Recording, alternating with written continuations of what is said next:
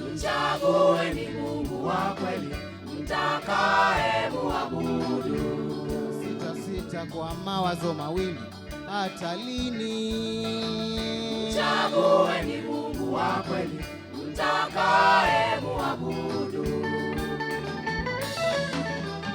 Mchagueni Mungu wa kweli mtakaye muabudu. Sita kwa mawazo mawili hata lini? Ndipo uwe na uhuru wa kuabudu kwa hiari, nawe uwe na hakika unapoomba kwa imani. Ndipo uwe na uhuru wa kuabudu kwa hiari, nawe uwe na hakika unapoomba kwa imani.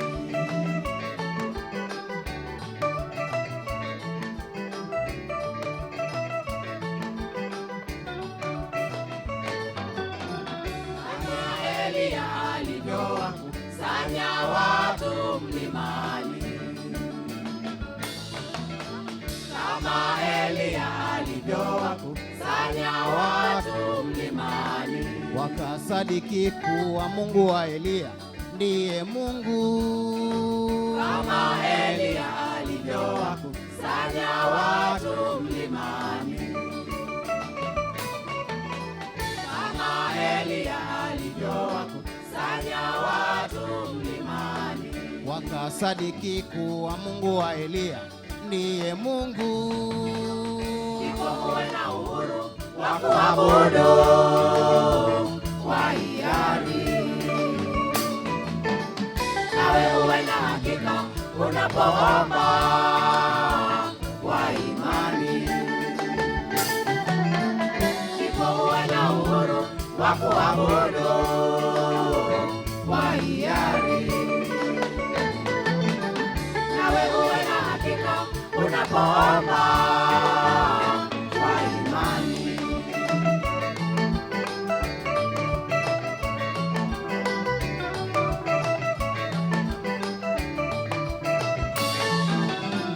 Naniombeni kwa jina lake Mungu mliyechagua,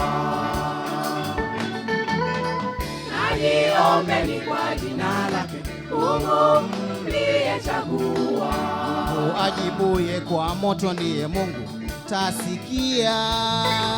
Naniombeni kwa jina lake Mungu mliyechagua, naniombeni kwa jina lake Mungu mliyechagua. Mungu ajibuye kwa moto ndiye Mungu tasikia. Ndipo uwe na uhuru wa kuabudu kwa hiari, nawe uwe na hakika nawe uwe na hakika unapoomba kwa imani. mwabudu Mungu kwa imani. Ndipo uwe na uhuru wa kuabudu kwa hiari, Hakika unapoomba nawe uwe na hakika unapoomba kwa imani. umwabudu Mungu kwa imani. Ndipo uwe na uhuru wa kuabudu kwa hiari, Nawe uwe na hakika nawe uwe na hakika unapoomba kwa imani.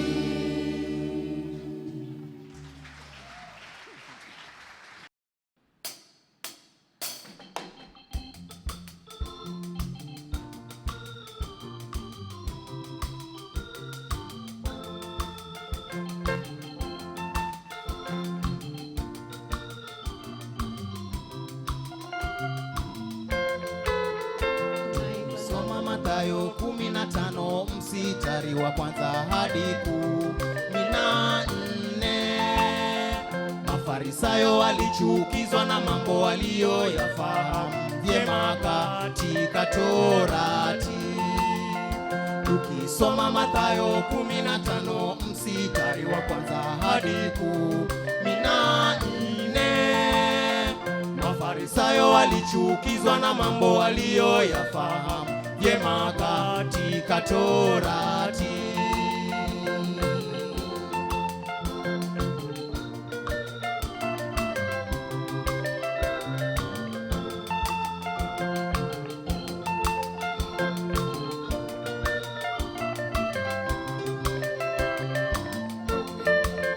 Unaimba na kuchukizwa ni yale uyaimbayo, maana uyatendi.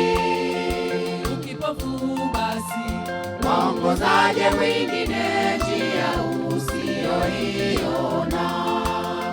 Unaimba na kuchukizwa ni yale uyaimbayo, maana uyatendi.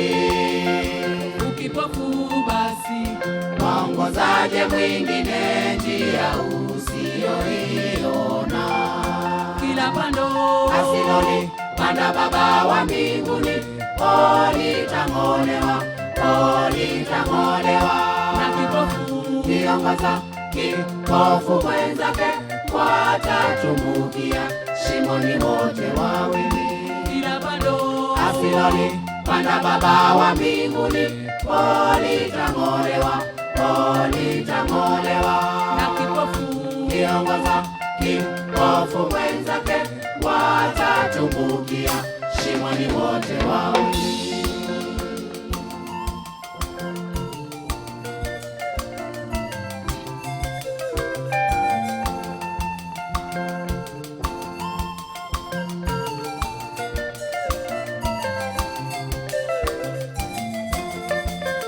Wahubiri na kuchukizwa ni yale uhubirio, maana uyatendi. ukipofu basi waongozaje mwingine njia usiyoiona? Wahubiri na kuchukizwa ni yale uhubirio, maana uyatendi. ukipofu basi waongozaje mwingine njia usiyoiona? kila pando Asiloli panda Baba wa mbinguni, litang'olewa, litang'olewa. na kipofu Kiongoza kipofu mwenzake, watatumbukia shimoni wote wawili. kila pando Asiloli panda Baba wa mbinguni, litang'olewa, litang'olewa. na kipofu Kiongoza kipofu mwenzake, watatumbukia shimoni wote wawili.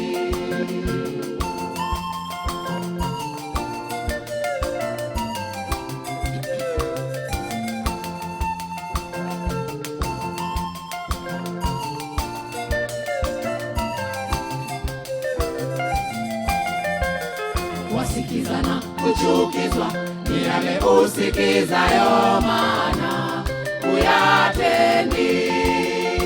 ukipofu basi waongozaje mwingine njia usiyoiona? Wasikizana kuchukizwa ni yale usikizayo, maana uyatendi. ukipofu basi waongozaje mwingine njia usiyoiona? kila pando Asiloli panda Baba wa mbinguni, litang'olewa, litang'olewa. na kipofu Kiongoza kipofu mwenzake, watatumbukia shimoni wote wawili. kila pando Asiloli panda Baba wa mbinguni, litang'olewa, litang'olewa. na kipofu Kiongoza kipofu mwenzake, watatumbukia shimoni wote wawili.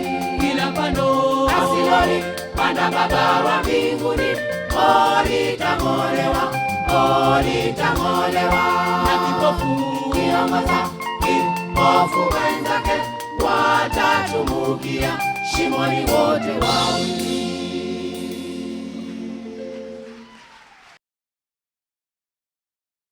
Amen. Bwana Yesu asifiwe sana. Amen. Bwana Yesu asifiwe sana ndugu zangu. Amen. Bwana Yesu asifiwe sana. Amen. Bwana Yesu asifiwe sana. Amen. Amen. Amen. Basi ndugu zangu wapendwa, So my beloved brethren, ni Jumapili this is a Sunday ya tarehe 30. of 30th. Tunaelekea kumaliza mwezi wa 5. We are almost ending the month of May. Mwisho wake ni kesho. It's ending tomorrow. Haleluya. Hallelujah. Mungu akituleta namna hii, When God brings us like this, huwa ana sababu. He normally has a reason. Tena huwa ameshaweka tayari And again, He has prepared maneno ya kutuhusu sisi a wenyewe. word that concerns our lives. Hatuna letu. We don't have our own issue. Mungu ametuleta God has brought us kwa sababu alitulaza, because He made us tena live. And akatuamsha again, He has woken us na akatuhimiza kuja and kanisani. He has told us to come to church. Sasa kuja kanisani So our coming to si church bahati nasibu. is not by good luck. Mungu ndiye anatuleta, It is God who has brought you, maana anakusudi tusikie neno lake. because He has a purpose that you may hear His Tunaishi word. hapa duniani kwa neno. We are living on earth here because of the word. Yesu alituacha hapa Jesus left us here duniani, on earth, akasema and He said anaenda kwa Baba, He is going to the Father. anaenda kutuandalia He's going makao. to prepare a place for us. Akisha kukamilisha, And after He's done with anarudi that, tena. He will come back. Bwana Yesu asifiwe sana. Amen. Lengo atukaribishe The aim is to invite us mahali alipo, where He is, nasi tuwepo hapo, we may also be there, ili yale yote Mungu aliyomkirimia so that all that God has promised for us, tukayatazame na sisi we may also look at them tukiwa pamoja na yeye. while we are together with Him. Sasa akatuacha katika neno. So He left us with the word. Bwana Yesu asifiwe sana. Amen. Akatuacha katika He neno, left us with the na word, anataka akirudi and He wants, when He comes back, atukute tumekaa kwa neno He lake, should also find us abiding by that ili word, makusudi atukaribishe. so that He can take Na us. neno si lingine, And the word is no ni lile other ambalo but that one, kila wakati that every time Mungu analitia God is putting it ndani ya mnenaji inside the speaker, aweze kunena na sisi. that He may be able to talk to us. Kwa hivyo wewe, njaa yako kubwa, So your greatest ukija job, when kanisani, you come to church, omba Mungu you pray to God uwe pamoja na huyo that mnenaji, you should be together with the speaker, uenende pamoja that you naye, should walk with Him, umpokee, that you receive Him, umpokee, that you receive Him umshikie and hear Him na umpokee, and also receive Him, maana yale anenayo because all that He ndiyo says atatufanya sisi will make us tumuone Bwana Yesu. to see the Lord Jesus Christ. Bwana Yesu asifiwe sana. Amen. Kwa hivyo nashukuru kwa So vile I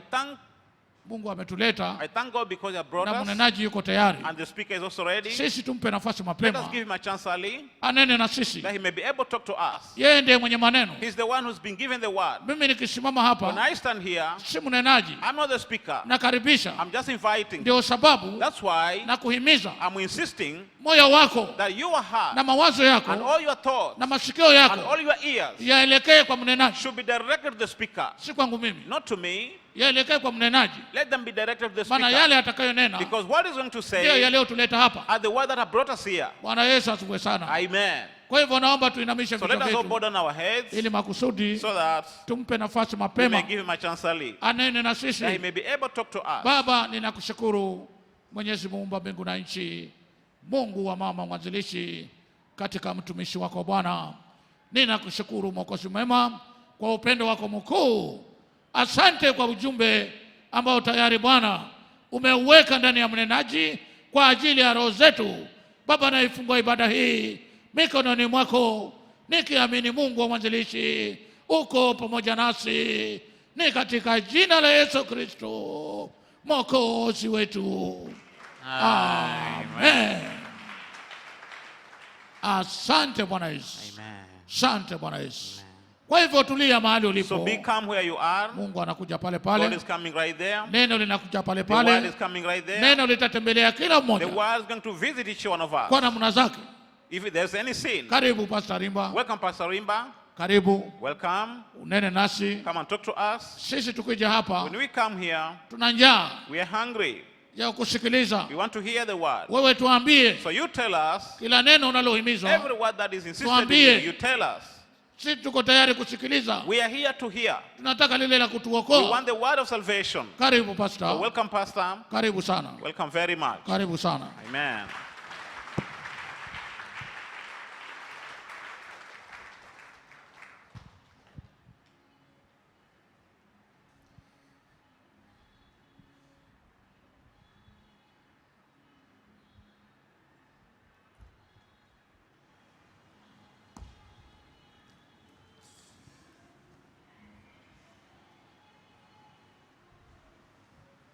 Bwana Yesu asifiwe sana wapendwa. Amen.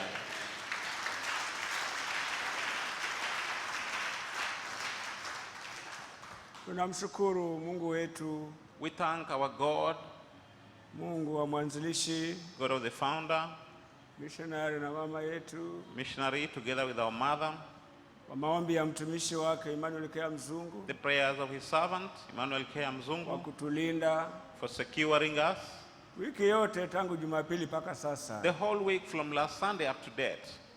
Tumeokolewa na mengi hatukuyaona, We have been made to escape from many. We have not been able to see them, ambayo yangetukuzuia tusije hapa, which maybe would stop us from coming here. lakini Mungu wetu ametulinda nayo But our God has made us escape from that mpaka ametuleta pamoja. until he has made us gather together. Amen. Amen. Ni furaha kubwa na shukrani kubwa. It is great joy and we are so grateful. Mungu yeye ni mwema yeye. God is always good. Alisema msiache kusanyika pamoja. He said you should not forsake assembling together. Anafanya bidii And he's working very hard kutulinda, kutuleta pamoja, to make sure he secures us and brings us together, maana hatujafika bado. because we have not yet attained. Afikaye unasikia amechukuliwa ameenda. Whosoever has attained, you will hear he has been taken. Afikaye unasikia amechukuliwa ameenda. Whosoever attains, you will hear he has been taken. Ukiona wewe na mimi bado tuko, So if you find you and me are together with us here, hatujafika we bado. have not yet attained. Lakini ukifika But once you have attained, tunaenda. you'll be taken. Kwa hiyo ni nafasi tuitumie So it is an opportunity that you should use, kutengeneza safari yetu hiyo ya mbinguni. amending our ways for the sake of the journey of heaven. Maana hatujui saa wala wakati. Because we never know the time or the hour. Ajuaye ni Mungu. The one who knows that is God. Haleluya! Hallelujah. Kwa hiyo tumeletwa. So we have been brought. Mtumishi wa Mungu Emmanuel Kea The Mzungu servant of God, Emmanuel Kea Mzungu, ana furaha kubwa has great joy kukuona wewe uko hapa, seeing you, that you are here. na yeye kwa furaha nyingi And hiyo because of that my joy, amewasalimia katika jina kuu la Bwana he has Yesu. greeted you in the great name of Jesus Christ. Amen. Amen. Salamu nyingi sana kutoka kwake. Many greetings from him. Asante sana kwa kuzipokea. Thank you for receiving the greetings. Haleluya. Hallelujah. Yeye husema tuko He safarini. normally says that we are traveling. Tunasafiri kiroho, We are traveling spiritually. tunasafiri kiroho. We are traveling spiritually. Huoni, lakini tunasafiri. You don't see, but then we are traveling. Tunaenda hivyo. We are going. Ukijaliwa kule ndani If you're enabled in your heart kuamini. to believe. Tunamshukuru Mungu wetu So we thank our God, kwa alivyotutia nguvu. the way he has strengthened us. Jumapili iliyopita, Last Sunday, baada ya kuhimizana Jumapili ile nyingine after insisting each other that last Sunday, kwamba store yetu hii that our store, huwa inabaki vikapu 12 kila mkutano, after the crusade, every time we are normally remaining with 12 na bags of hivi sugar. tuna mikutano kadha hatukusanyiki pamoja. But we have about 2 crusades that we have not been able to be together. Tumekula vikapu 12 So mpaka we have tumevimaliza. consumed all the 12 bags and now we are finished with nothing. Store yetu inakuwa kavu. So our store is totally empty or dry, Wana wahubiri nao wamefungiwa na corona huko. because preachers are also tied up there because of corona. Amen. Amen. Ndio tukahimizana That's why we insisted to each other kila mmoja angaa kilo moja that tu. at least everyone should bring 1 kilo. Nami nitasema Mungu awabariki sana sana sana And may I say God bless you very much and very kwa much umoja wenu. because of that unity. Tena sana. And very much. Mungu ambaye mwanzisha awabariki sana. May the God of the founder mother bless you very much. Tena sana. And very much. Amen. Amen. Maana Jumapili ile Because last Sunday, kufikia Jumatatu, coming to Monday, tulikuwa tuna gunia 12 we had 12 bags of sugar za kilo 50 of 50 kilos each. na kuendelea kufikia Jumatano, So coming to Wednesday, zikawa zimefika 20, we had now 20 bags, na kufikia sasa tuenda mbele bado. and now we are still moving ahead. Hallelujah. Hallelujah. Kama wewe hujaleta yako If you haven't brought your kilo, ni sawa, lakini sisi tulileta, it is okay, but we have brought, tuliwezesha. we have been enabled. Wewe pengine hukuwezeshwa kwa sababu So maybe you're not enabled because tulipohimizana hivyo hukupokea. when we told each other that way, it never received. Lakini wale waliowezeshwa ni kwa sababu walipokea. But those who are enabled is because they received. Kila mmoja akasikia ni mdeni. Everyone felt that he was indebted, Store ikauke. that the store Hata should be mtumishi wa dry. Mungu afanye kutumia sadaka anunulie Until the wandugu na servant of wadada God uses the arms to buy for brothers and wanaoshinda sisters hapa kusaidia who are kazi, working for the church here, atoe pesa, that he should give money, sadaka ya Mungu. the arms of God. Hapana. No. Aliyepokea namna hiyo So the one who received that ndiye way alitiwa nguvu is the one who was strengthened kuleta kilo yake, to bring his 1 kilo. mwingine 2. Others brought 2. Amen. Amen. Mwingine gunia. Some brought a bag. Hallelujah. Hallelujah. Maana uwezo unakuja Because power is coming kwa kufanya jambo for doing something unapojaliwa kupokea kule ndani. when you're enabled to receive from your heart. Kule ndani From your heart.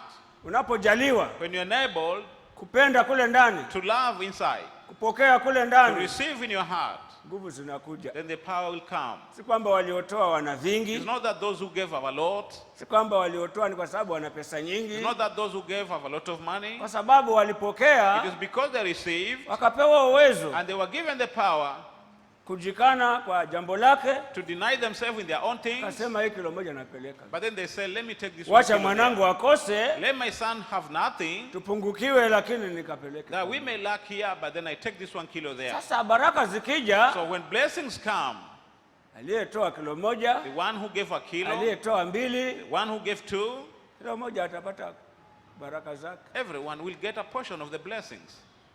Na hata kama hujaleta, mlango uko wazi, And hujachelewa. even if you have not brought, the door is still open. Amen. Amen. Pengine wewe ulisema mtu kama mimi kilo moja ngoje kilo 20. Maybe you said, a man like me to give 1 kilo, let me wait for 20 kilos.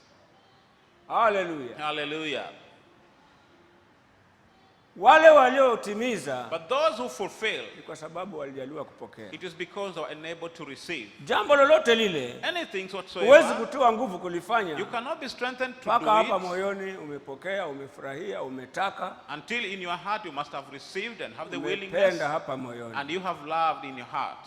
umefurahia hapa You have moyoni, rejoiced in your heart. ndio Mungu anatia nguvu. That's the time God will strengthen you. Hallelujah. Hallelujah. Liwe baya utatiwa nguvu, Whether it's bad, you'll be strengthened maana umefurahia, umepokea. because you have received and rejoiced. Ukipokea mabaya When you receive utapewa evil, nguvu za kufanya mabaya, you'll get power to do na evil. ukipokea mema And once you receive anything good, utapewa nguvu za kufanya you mema. will also be strengthened to do that good. Haleluya. Hallelujah. Na ndivyo Biblia inavyosema. And that's exactly what the Bible says. Ukisoma Yohana mlango wa kwanza, If you read the book of John, 11, chapter 1, verse 11, anasema he says, wote waliopokea wale all those who received him, ndio walipewa uwezo kufanyika watoto wa they Mungu. were the ones who were given the power to become sons of God. Alikuja kwa walio wake So he came to his own, wanaostahili baraka, who deserve the blessings, wanaostahili who uzima, deserve the life, wanaostahili who amani, deserve peace, lakini sio wote waliopata, but not all got it. wale waliopokea, Only those who received it. wale waliotaka, Only those who had the willingness. wale waliokuwa na njaa, Those who were hungry. wale walioamini, Those who believed. walifanyika kuwa wana wa They amani, were made to be sons of peace. walifanyika kupata haja za mioyo They yao. were made to get the desires of their hearts. Amen. Amen. Hata kuokoka nako So even salvation, mpaka upende, you must love. mpaka utake, You must have the willingness. hakuji tu kwenyewe, maana It unakaa doesn't miracle come on its revival, own because I've come here. ambako watu wanaokoka, You have gone to where people are getting ambako salvation, watu where wanapona, people are getting healed, ambako watu wanapata where baraka. people are getting blessings. Haka upende You must have the willingness. ile njia ya baraka ile The way of blessings, inapohubiriwa, when it is preached, toleeni you Mungu, give to God. jaliwe You kupokea, must be able to receive. jaliwe You kupenda. must be able to love. Amen. Amen. Asitakuja maana unakaa kanisa la uvivio. They won't come because you are staying in a revived church. Hapana. No. Utapata maana unakaa mahali watu wanapopata. You'll not get because you are staying with people who are getting. Hapana. No. Hallelujah. Hallelujah. Paka ujaliwe kupokea. You must be able to receive. Maana yake kuamini. Meaning you have to believe. Kutaka kule moyoni. The willingness must be there in your heart. Yale mema yanayohubiri. Then the good things will come. Alafu ujaliwe kuamini. And again you are able to believe. Ujaliwe kupokea. You should be able to receive. Ile njia. The way. Ya kufikishia kwa hayo mema. That will make you reach the good things. Tusomee. You read for us. Yohana Book of John. mlango wa kwanza. Chapter 1. 11-12. Verse 11 and 12. Alikuja kwake, wala walio wake hawakumpokea, bali wote waliompokea aliwapa uwezo wa kufanyika watoto wa Mungu, ndio wale waliaminio jina lake. He came unto his own, and his own received him not. But as many as received him, to them gave he power to become the sons of God, even to them that believe in his name. Amen. Amen. Alikuja He came kwake. to his own. Kwake ni kwako wewe na mimi. To his own means you and me. Hapo kwa roho yako hapo. Inside your soul. Atakuja aseme hodi. He will come and say, knocking here. Nataka nikubariki. I want to bless you. Lakini kabla sijakubariki, But before blessing you, nitumikie hivi. serve me this way. Leo nitolee sadaka hivi, wacha ile sheria yako ile. Or today you give your alms this way. Hallelujah. Hallelujah. Ukijaliwa kupokea, So if you're able to receive, na ufanye vile and you alivyokuagiza, do exactly as he's commanding you, utafanyika mwana wa baraka. then you will be made to be a son of blessings. Hallelujah. Hallelujah. Ukijaliwa kupokea, If you're able to receive, kuamini, to believe, kutenda lile akuagizalo, to do according to how he's instructing you, utafanyika you will be made kuwa mbarikiwa, to be a blessed man, kupata amani getting peace, ile unayotafuta. exactly as you are searching. Ndio anasema alikuja kwake, That's why he says he came to his lakini own. wale walio wake hawakupokea. But those who are his own did not receive him. Kwake ni wapi? Then who are those? Ni hapo, ni wewe na mimi, It is you and me. hapo rohoni mwako. Inside your soul. Hallelujah. Hallelujah. Atazungumza kitu He will talk something. na akuagize kitu, And he will instruct you something. alafu anakuangalia. And then he's now looking at you. Amekuchagua akubariki kweli, He has chosen to bless you really. sasa amekuja. Now he has come.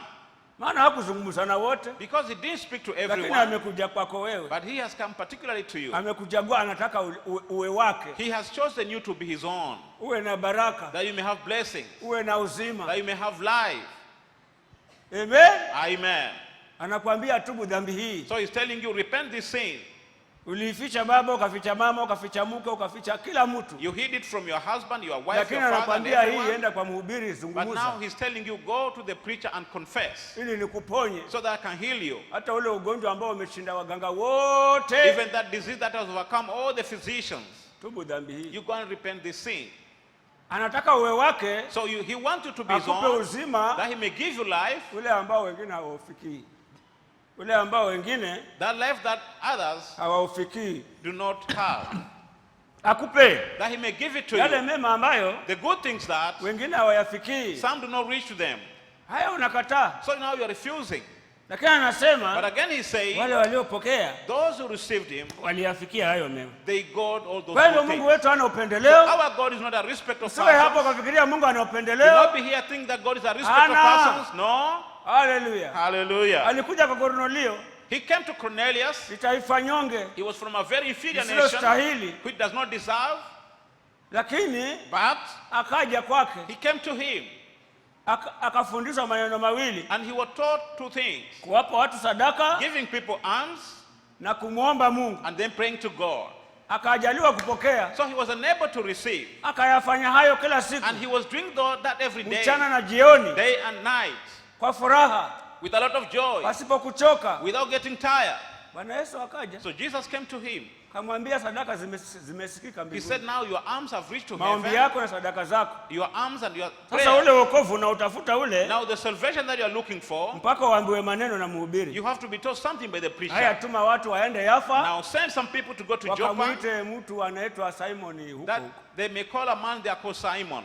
Hallelujah. Hallelujah.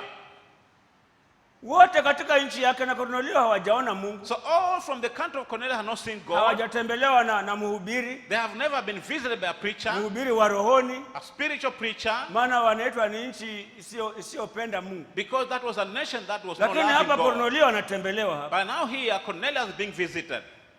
Maana Bwana Yesu alipokuja kwake Because when Jesus came to him akamfundisha maneno mawili, and he taught him the two things, kuwapa watu sadaka giving people alms na kumuomba Mungu, and praying to God, alikupokea. he was unable to receive that. Akatenda. And he did it. Amen. Amen. Hallelujah. Hallelujah. Hawakutembelea wote katika nchi yao. Not all were visited in that country, Lakini Bwana Yesu akawa mgeni wa yeye. but then Jesus Christ was a visitor Bwana for Yesu Cornelius. kupitia na Petro. Jesus Christ through Peter, Akaja. and he came to him. Amen. Amen. Akaokoka zaidi na yale ambayo hajaokoka. And he got salvation more than he had Hata wewe got. usiwe hapa So ukavunjika do moyo. not be here also fainting. Ujaliwe tu moyoni mwako You should be enabled in your heart kukubali kuwa wa Yesu to agree to belong to Jesus kwa kupokea by receiving onyo, a warning, mafundisho. the teachings. Hallelujah. Hallelujah. Utakuwa wake. Then you will belong to him. Amen. Amen. Utakuwa wake. You will belong to him. Hata leo utakuwa Even wake today you can belong to him ukijaliwa if you kupokea. are unable to receive, Maana hatujiokoi wenyewe. because we don't save ourselves. Si hatuwaze You have to think mpaka kichwa kiume. until you crack your head. Wokovu una Bwana Yesu. Salvation, Jesus has the Ukubali tu salvation. kuwa wake. You just agree to be his. Anakuja kwako, He will come to you atakwambia and he will tell you, itumikie you hivi, serve me this way tubu hivi. and repent this way. Umeishi na chuki na jirani yule, msamehe You leo. have lived with anger with your neighbor, but forgive him. Alionifanyia yule. But then you are saying the thing that he did to me, Siwezi samehe. no, I cannot forgive him, Huwezi samehe. or you cannot forgive him. Anakwambia Yesu Now samehe. Jesus is telling you to forgive him, Hata mashaka hayo unayoyaona haya even all these problems you are seeing here, na kutopona huku and this lack of kwa healing, sababu una chuki na jirani it is yako. because you are angered by your neighbor.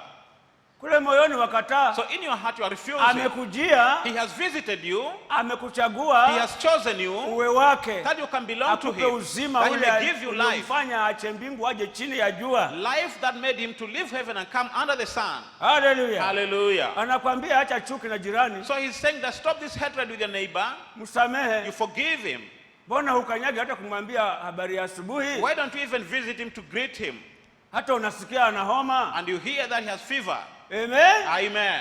Lakini wewe umejaa mimi siwezi. But then you say, I cannot do that. Alionifanyia yule The mimi thing that siwezi. he did to me, I cannot.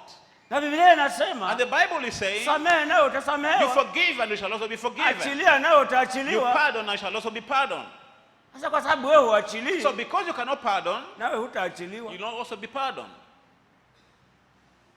Hallelujah. Hallelujah. Hutaachiliwa. You cannot be pardoned. Na huko ndio kuokoka huko. And that is what his salvation means. Si kwa nguvu za mtu, It is not through your own si strength. kwa akili ya It's mtu. not through your understanding. Atuokoaye ni Bwana The Yesu. one who saves us is Jesus Christ. Kubali uwe wake You just agree to be his. anapokujia. When he comes to you, Hallelujah. hallelujah. Mimi akanijia So he came to me, na kifua cha kukohoa damu. and my chest I was coughing blood. Asima imenikaza. Asthma had made me lie Baba down. alienda Burugani akaambiwa nimerogwa. My father went to Susaya that he was told that I have been bewitched. Bwana Yesu akaja kwangu So Jesus came to me kupitia na mwanzilishi wake. through the founder, Akapewa neno. and he was given the word. Kizuizi cha mema ya mtu ni dhambi zake. The hindrance of one's good is his own sin. Sikurogwa wala kuonewa na watu. It is no witchcraft or being deprived by people. Nikaja nikaambiwa kijana, So I came and I was told the young ugonjwa man, huu this disease sikurogwa. is not being through Si witchcraft. babu yako. It's not your grandfather. Je, una amani na baba yako? Do you have peace with your father? Nikaacha yale ya kurogwa, So I forsook all about witchcraft nikakubali hili neno. and I accepted this word. Kaambia pastor, And I told the hata hivi pastor, nisemavyo, even now as I'm talking to you, baba sina amani naye. I love my father. Akienda safari When he goes on a journey, ya mbali, he travels. nataka akae huko asirudi tena. I feel that he should stay there and overcome Kae back. na mama tu. That he should stay with my mother. Amen. Amen. Oh, unachuki na babako. Okay, you are hating your father. Ndio maana unakufa na That's why magonjwa. you are dying with these diseases. Nikakubali. So I agreed. Nifanyeje So sasa? what should I do now? Nikamuuliza mhubiri I nifanyeje? asked the preacher, what should I do? Akasema kule moyoni kubali ulikosa. Then in my heart I said, I'm agreeing that I've transgressed. Sasa urudi kupenda babako. Now go back and love your father. Urudi kuheshimu babako. Go back and honor your Maana father. Biblia inasema, Because the Bible is saying, enyi watoto. oh children, Ukisoma Waefeso 6:1-3. if you read from the book of Ephesians 6, enyi watoto, oh children, tiini wazazi wenu. obey your parents. Heshimu baba na mama. Honor your father and mother. Hii ndio amri ya kwanza yenye ahadi. This is the first commandment with a promise. Upate heri That duniani, you may be blessed on earth kae siku nyingi. and stay for long. Ni Biblia yetu hii, Oh, this is our Bible, yes. Kasema nimekubali. Then I said, I've agreed. Kutoka leo Beginning today, nitasoma sitasoma, whether I read it or not, nitaheshimu but baba. I'm going to honor my father. Nilipoombewa, When I was prayed for, TB ikapona, tuberculosis was nikawa healed. wa Yesu. I belong to Jesus. Nilikuwa sifanyi kazi ngumu, I was not able to do any hard leo work, nafanya kazi but ngumu. today I'm able to do the hard work. Amen. Amen. Naweza beba mizigo I mizito. can even carry very heavy burdens. Nimekuwa wa Yesu. I have now belonged to you. Nilipojaliwa kupokea hili When I was neno, unable to receive this word, sikusema I didn't say no. hao wajui hao. Oh, this one don't know. Mtu akutupie madawa, A person to throw a spell to you. hata upone tu kwa maombi tu kwa And jina la again, Yesu, you kwa can be jina la healed in Yesu. the name of Jesus through Na mtu prayer.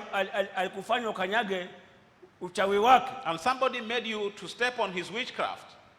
Nikaamini hilo. Then I believed the Kumbe word. si babu yangu. And that was not my grandfather. Nilipokubali kule So moyoni, when I agreed in my kumbe mimi heart nina laana, that I have a curse, chungu wa rohoni kwa a wazazi. bitterness in my heart against my parents, Mungu anisamehe. may God forgive me. Nikaombewa na watu wa Mungu, I was prayed for by the people of God, Bwana akanisamehe. and the Lord forgave me. Haleluya. Hallelujah. TB ile ile That tuberculosis na and asima ile ile that asthma, iliyokuwa imeshinda which waganga, was so chronic, overcoming by nikapona. physicians, I was healed. Leo kuna mvua, And today, whether there hakuna is rain mvua, or there's no ni rain, nchi ya I'm baridi, in a cold ni country, nchi ya I'm joto, in a heated country, ninaweza kukaa kwa mazingira yote I'm kwa jina la able to Yesu. live in any environment.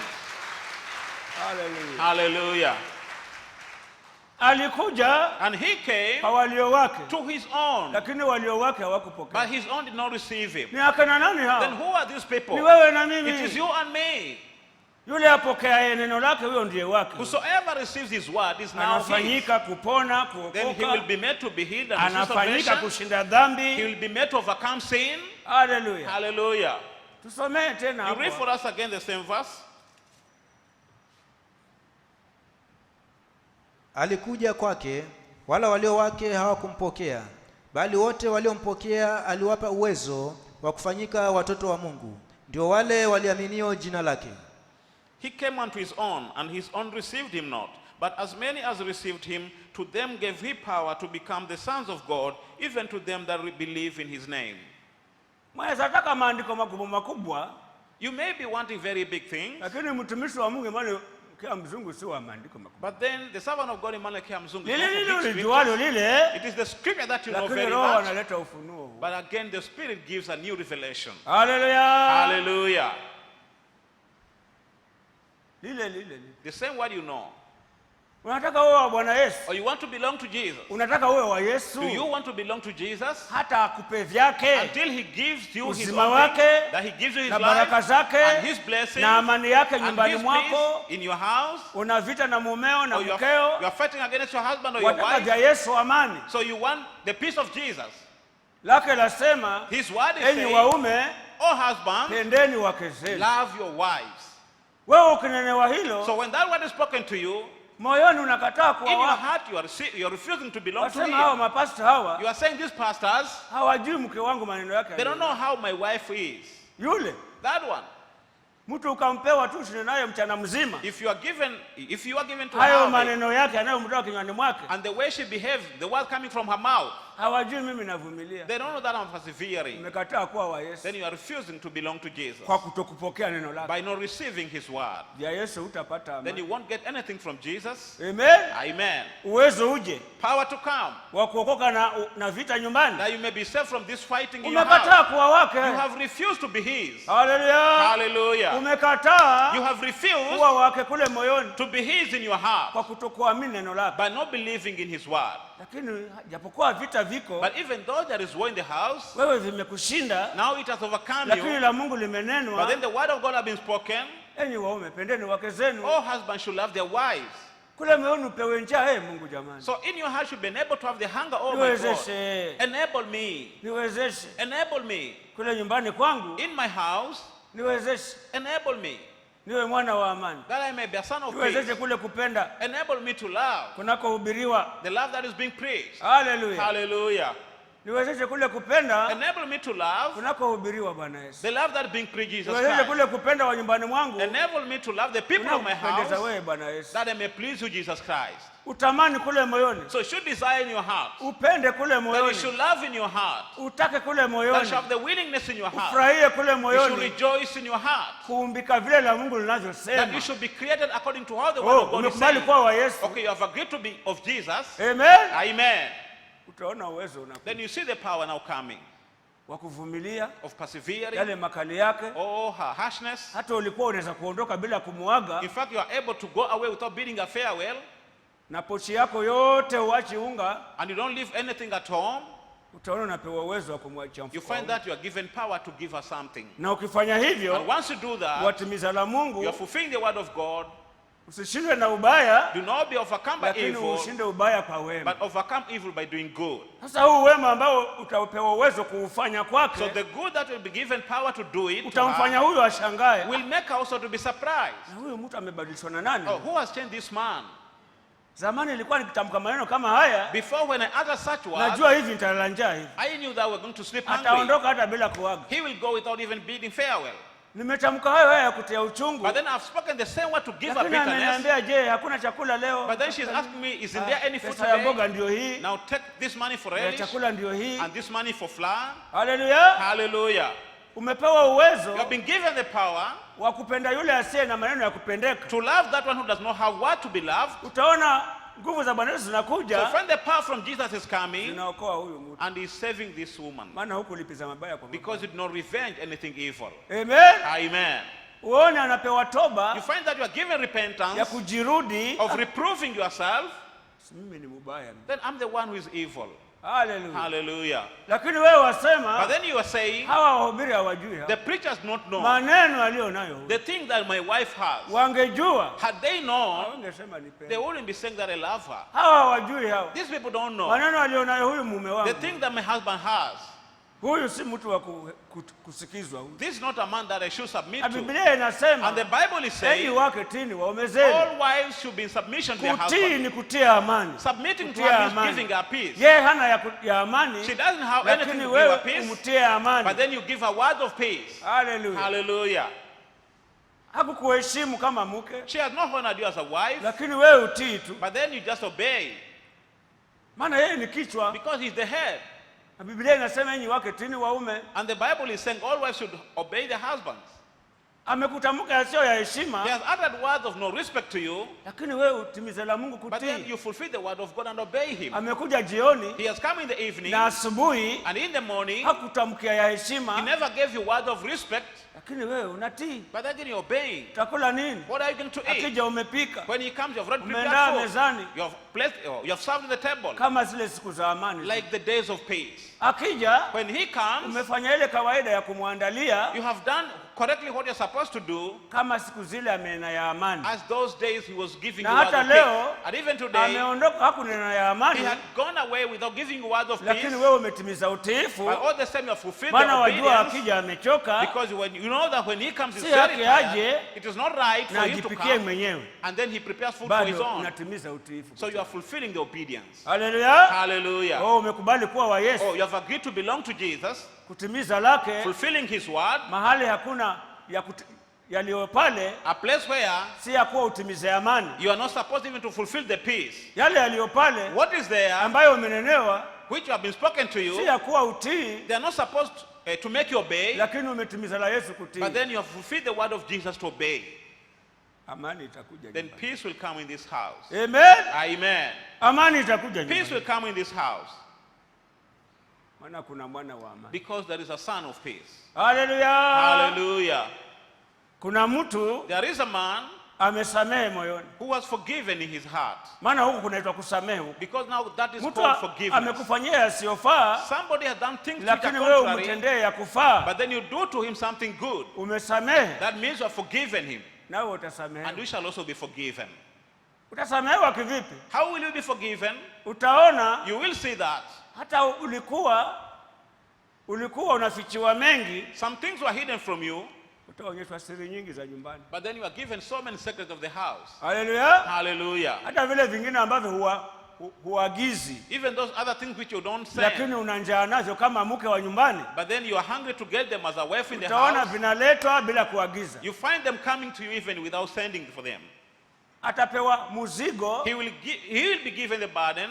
hata akienda huko sokoni na wapi na Mombasa, When he goes to Mombasa and other anaona marketplaces, hii rinda inastahili mke wangu, he finds that this dress deserves na my ile wife, kiatu inastahili mke and wangu. this pair of shoes deserves to my Maana wife, nawe umekuwa mke. because you have also become a wife. Maana mke ni kutii. Because a wife means obeying. Amen. Amen. Maana wewe umekuwa mke kwa Because nyumba, I've become a wife in the house, na mke ni ule utiifu. and the wife is the obedience. Huo ndio kuwa mke huo. That is now what it means to become a wife. Lakini umfudhuli, But then you are so corrupt. mara umezira. Another time you are boycotting. Amen. Amen. Huko siku wa mke That's huko. not being a wife. Hallelujah. Hallelujah. Mke A wife, hata ameenewa mafidhuli, even if the husband speaks yeye corruptly anaendelea to you, kutii, but then you continue obeying, kutia amani. giving him peace. Anajua huyu ni kichwa He huyu. knows that this is the head of the house. Huyu ndiye kichwa This is the huyu. head of the house. Wewe timiza la Yesu. Either fulfill the word of Jesus. Oh, umepokea. Okay, you have received. Uwezo Then utakuja. power will come upon you. Hallelujah. Hallelujah. Wa kupata amani hapa. Of getting peace in your house. Maana wewe umekuwa mwana wa. Because you have become a son of peace. Hallelujah. Hallelujah. Ndio ukiona nyumba ni vurugu saa yote. That when you see a fight that is fighting in the house every Kuna time, mke mfidhuli hapa. there is a very corrupt wife in this house. Anataka yeye awe kichwa. She wants to be the head of the house. Hallelujah. Hallelujah. Kuna mume asiyependa hapa. There is a husband who does not love. Amen. Amen. Ndio tukanena juzi, That's why we spoke the other day. watu wawili When two people, wote wako kanisani, all of them are in the church, lakini huyu ashinde dhambi but this one is overcoming na sin, huyu dhambi imshinde. and this one is overcome by sin. Huyu apate baraka This one to get blessings, na huyu asipate and this baraka. one does not get blessings. Huyu apate amani This one getting peace, na huyu apate. and this asipate one does amani. not get peace. Kwa nini? Why? Haleluya. Hallelujah. Na mafundisho ni hayo And hayo, the teachings are the same, maonyo ni hayo the hayo. warnings are the same. Haleluya. Hallelujah. Ni kwa sababu It is because huyo akionywa huyo when this one is warned, anapenda, he is laughing, anakubali, he's accepting, anaamini. he's believing. Haleluya. Hallelujah. Na huyo akionywa And huyo when this other one is warned, anasema ni nani aliyesema? then he say, who told him? Haleluya. Hallelujah. Labda mke wangu ndaenda kusema, Maybe my wife reported me, na kumbe mhubiri anena hata hajui and maybe kulitokea the nini. preacher is saying, I never know anything. Mimi nilikuwa nikitafuta amani hapa kwa I nyumbani. used to look for peace in my house here. Tumeoana, We are married.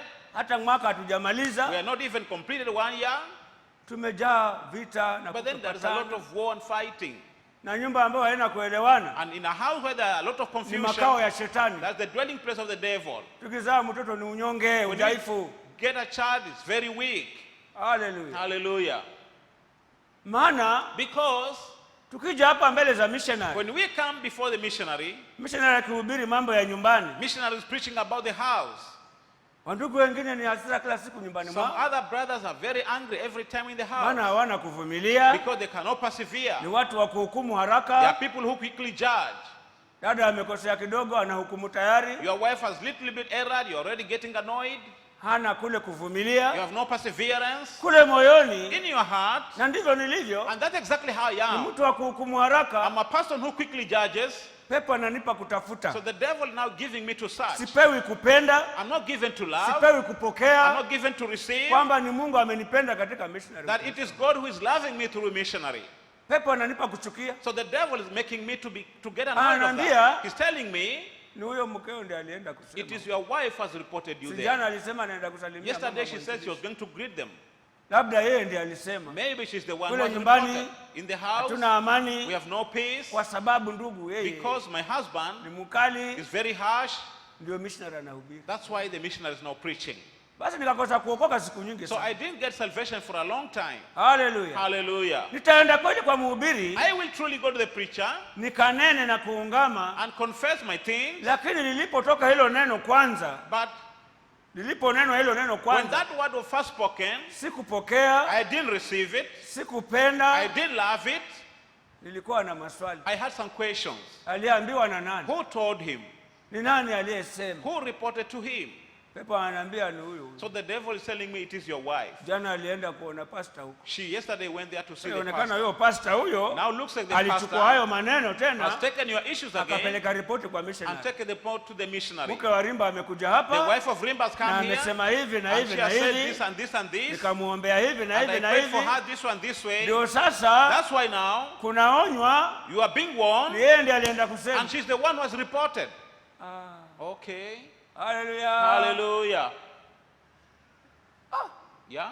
Nikachelewa kuokoka. So I was getting salvation here. Nyumba haina amani kila The siku. house has no peace every time. Tukapoteza hata watoto. We lost even our children. Amen. Amen. Hata walibaki chupu. Even those who are remaining had a narrow escape. Lakini Jumatano moja, But one Wednesday, mkutano siku hizo zilikuwa ni saa 9. those days, Saa 9 the service was at 3 o'clock. Saa 9:30 ilikuwa saa 9. 3:30 somewhere Mkutano there. ya Alhamisi na Ijumaa na That is Jumatano. the service on Wednesday and Thursday. Ilikuwa saa 9:30 na It was around 3:30 in the evening. haya tunakuja kanisani. So we were coming Lakini to church. kabla hatujaja But before coming here, tukawa tumekwaruzana kidogo misemo pale. we had disagreed somewhere, Kwa somehow jambo at home, fulani. in something. Hata tuaja kila mmoja roho iko So mgongoni. we were coming here, but in total disagreement. Tena tumelongozana hivyo tuaja And kanisani. we were walking together coming to church. Nilipokaa kwa kanisa hapa, So when I sat inside the church missionary here, aliposimama when missionary stood na up, jana yake dada hakuenda huko and the other day, wala hata my mchana wife never huo went there, hajaenda huko, and that whole day, she had not akaanza gone na there. hayo. She spoke the same thing again. Amen. Amen. Basi akaonekana kwamba amekuwa nasi huko So nyumbani. he spoke like he was together with us at home. Kutoka sikio nilitubu From nikasema that Mungu day, I nisamehe. repented. I said, God, forgive me. Kumbe ndio mimi siponi That's kabisa. why I'm not getting the total Ninateta na healing. Roho Mtakatifu. I'm fighting against the Holy Nina Spirit. vitu na Roho Mtakatifu. I'm fighting against the Holy Spirit. Hallelujah. Hallelujah. Maana mbele za Mungu sisi Because before God, tumevaa nguo, yeye haoni tuna nguo. we are dressed, but then He's Tuko seeing us wazi to be mbele naked. za Mungu. We are very naked before Roho God. zetu ziko wazi. Our souls are very open to Him. Hallelujah. Hallelujah. Uko hapa, Mungu anajua jana ulikuwa nyumba ipi, You are here, but then exactly God knows where you ulilala were yesterday, guest gani, and in anajua. which house or which guest house you slept Mhubiri yeye yesterday. hajui. The preacher is not aware of that, Lakini Mungu anajua. but then God knows. Anakuambia unadanganya Now watu. He's telling you that deceiving these Jana people. ulikuwa guest kule famu. Yesterday you in a certain guest in farm. Amen. Amen. Unasema huko ni mafichoni huko. You are saying that is so hidden there. Alikuona yeye, sisi hatukuona. He is seeing you, but we are not seeing Na you. kwa sababu umekuja And because now you have na come, anakutaka uwe wake, and He wants you to be His own. shetani amekuiba The devil has na stolen wewe ni you, wa Mungu. and you belong to Mungu God. anataka akuokoe God wants to deliver you, uingie mbinguni. that you may go into heaven. Aliongea na wewe huko, huyo Mungu hukusikia. He spoke to you there, but you never heard. Sasa anaongea na kupitia na mwanadamu, Now He's talking through another human being, ili angaa usikie kwa masikio so haya. that at least you may hear through your ears. Aliongea na wewe rohoni. He spoke to you in your soul. Waenda wapi huko famu? Where are you going to the farm? Waenda wapi huko Baghdad? Where are you going to Baghdad? Hukutii. But you never obey. Sasa ukija kanisani, Now when you come to church, the mhubiri preacher ananena kwa kinywa hiki cha is talking mwanadamu, with the mouth of a human na si being, yeye ni Mungu. and it's not him but God. Hallelujah. Hallelujah. Wasema aliambiwa na So nani? you're asking who told him? Nilipicha charo pale. Oh, I saw Charo there, Kiniona nikiteremka hivi naona yeye. and he ndiye saw me going down. I think he's the one who reported. Hata Charo hakusema. Or Charo never said anything. Kwani wewe unajificha wapi na Mungu? Oh, where were you hiding against God? Badala ya kukubali, Instead of agreeing, Mungu nisamehe, oh God forgive me, na utubu, and then you repent, uokolewe, that you may be delivered, uwe wa Bwana Yesu. that you belong to Jesus. Hallelujah. Hallelujah. Hata dhambi hii Even this sin, kuja uwezo wa kukuokoa nayo that you Mungu. may get power to go out of it. Lakini unakataa. But then you are refusing. hukubali. You're not agreeing. Ndio maana waweza kuona watu That's why you may see some people kanisani, in the same church mahali watu wanaokoka, where people are getting salvation, wanashindiwa dhambi na Bwana Yesu, they are forgiven their sin by Jesus Christ, lakini yeye anafanya dhambi hapo hapo, but then he's getting sins there. anafanya machafu hapo He's hapo. doing evil right there. Huyo Mungu atiaye wao nguvu, The God who's giving these ones power hata wanaweza until they're able, na si kwa nguvu zao, and it's not through their own strength. wanawezeshwa na Bwana Yesu. They're enabled by Jesus Christ. Mbona asikutie nguvu na Why wewe? not give you strength the same? Maana wewe hujakubali kuwa wa Yesu, Because you have not accepted to be all wewe Jesus. hujapenda. You have not loved. Haleluya. Hallelujah. Maana ishara zinakuja kwa waaminio. Because signs are following those who believe. Amen. Amen. Onyo likija, When a word of warning comes, huna kupokea, huna you kupenda, don't receive it, you don't love it. unakutafuta. You are now searching.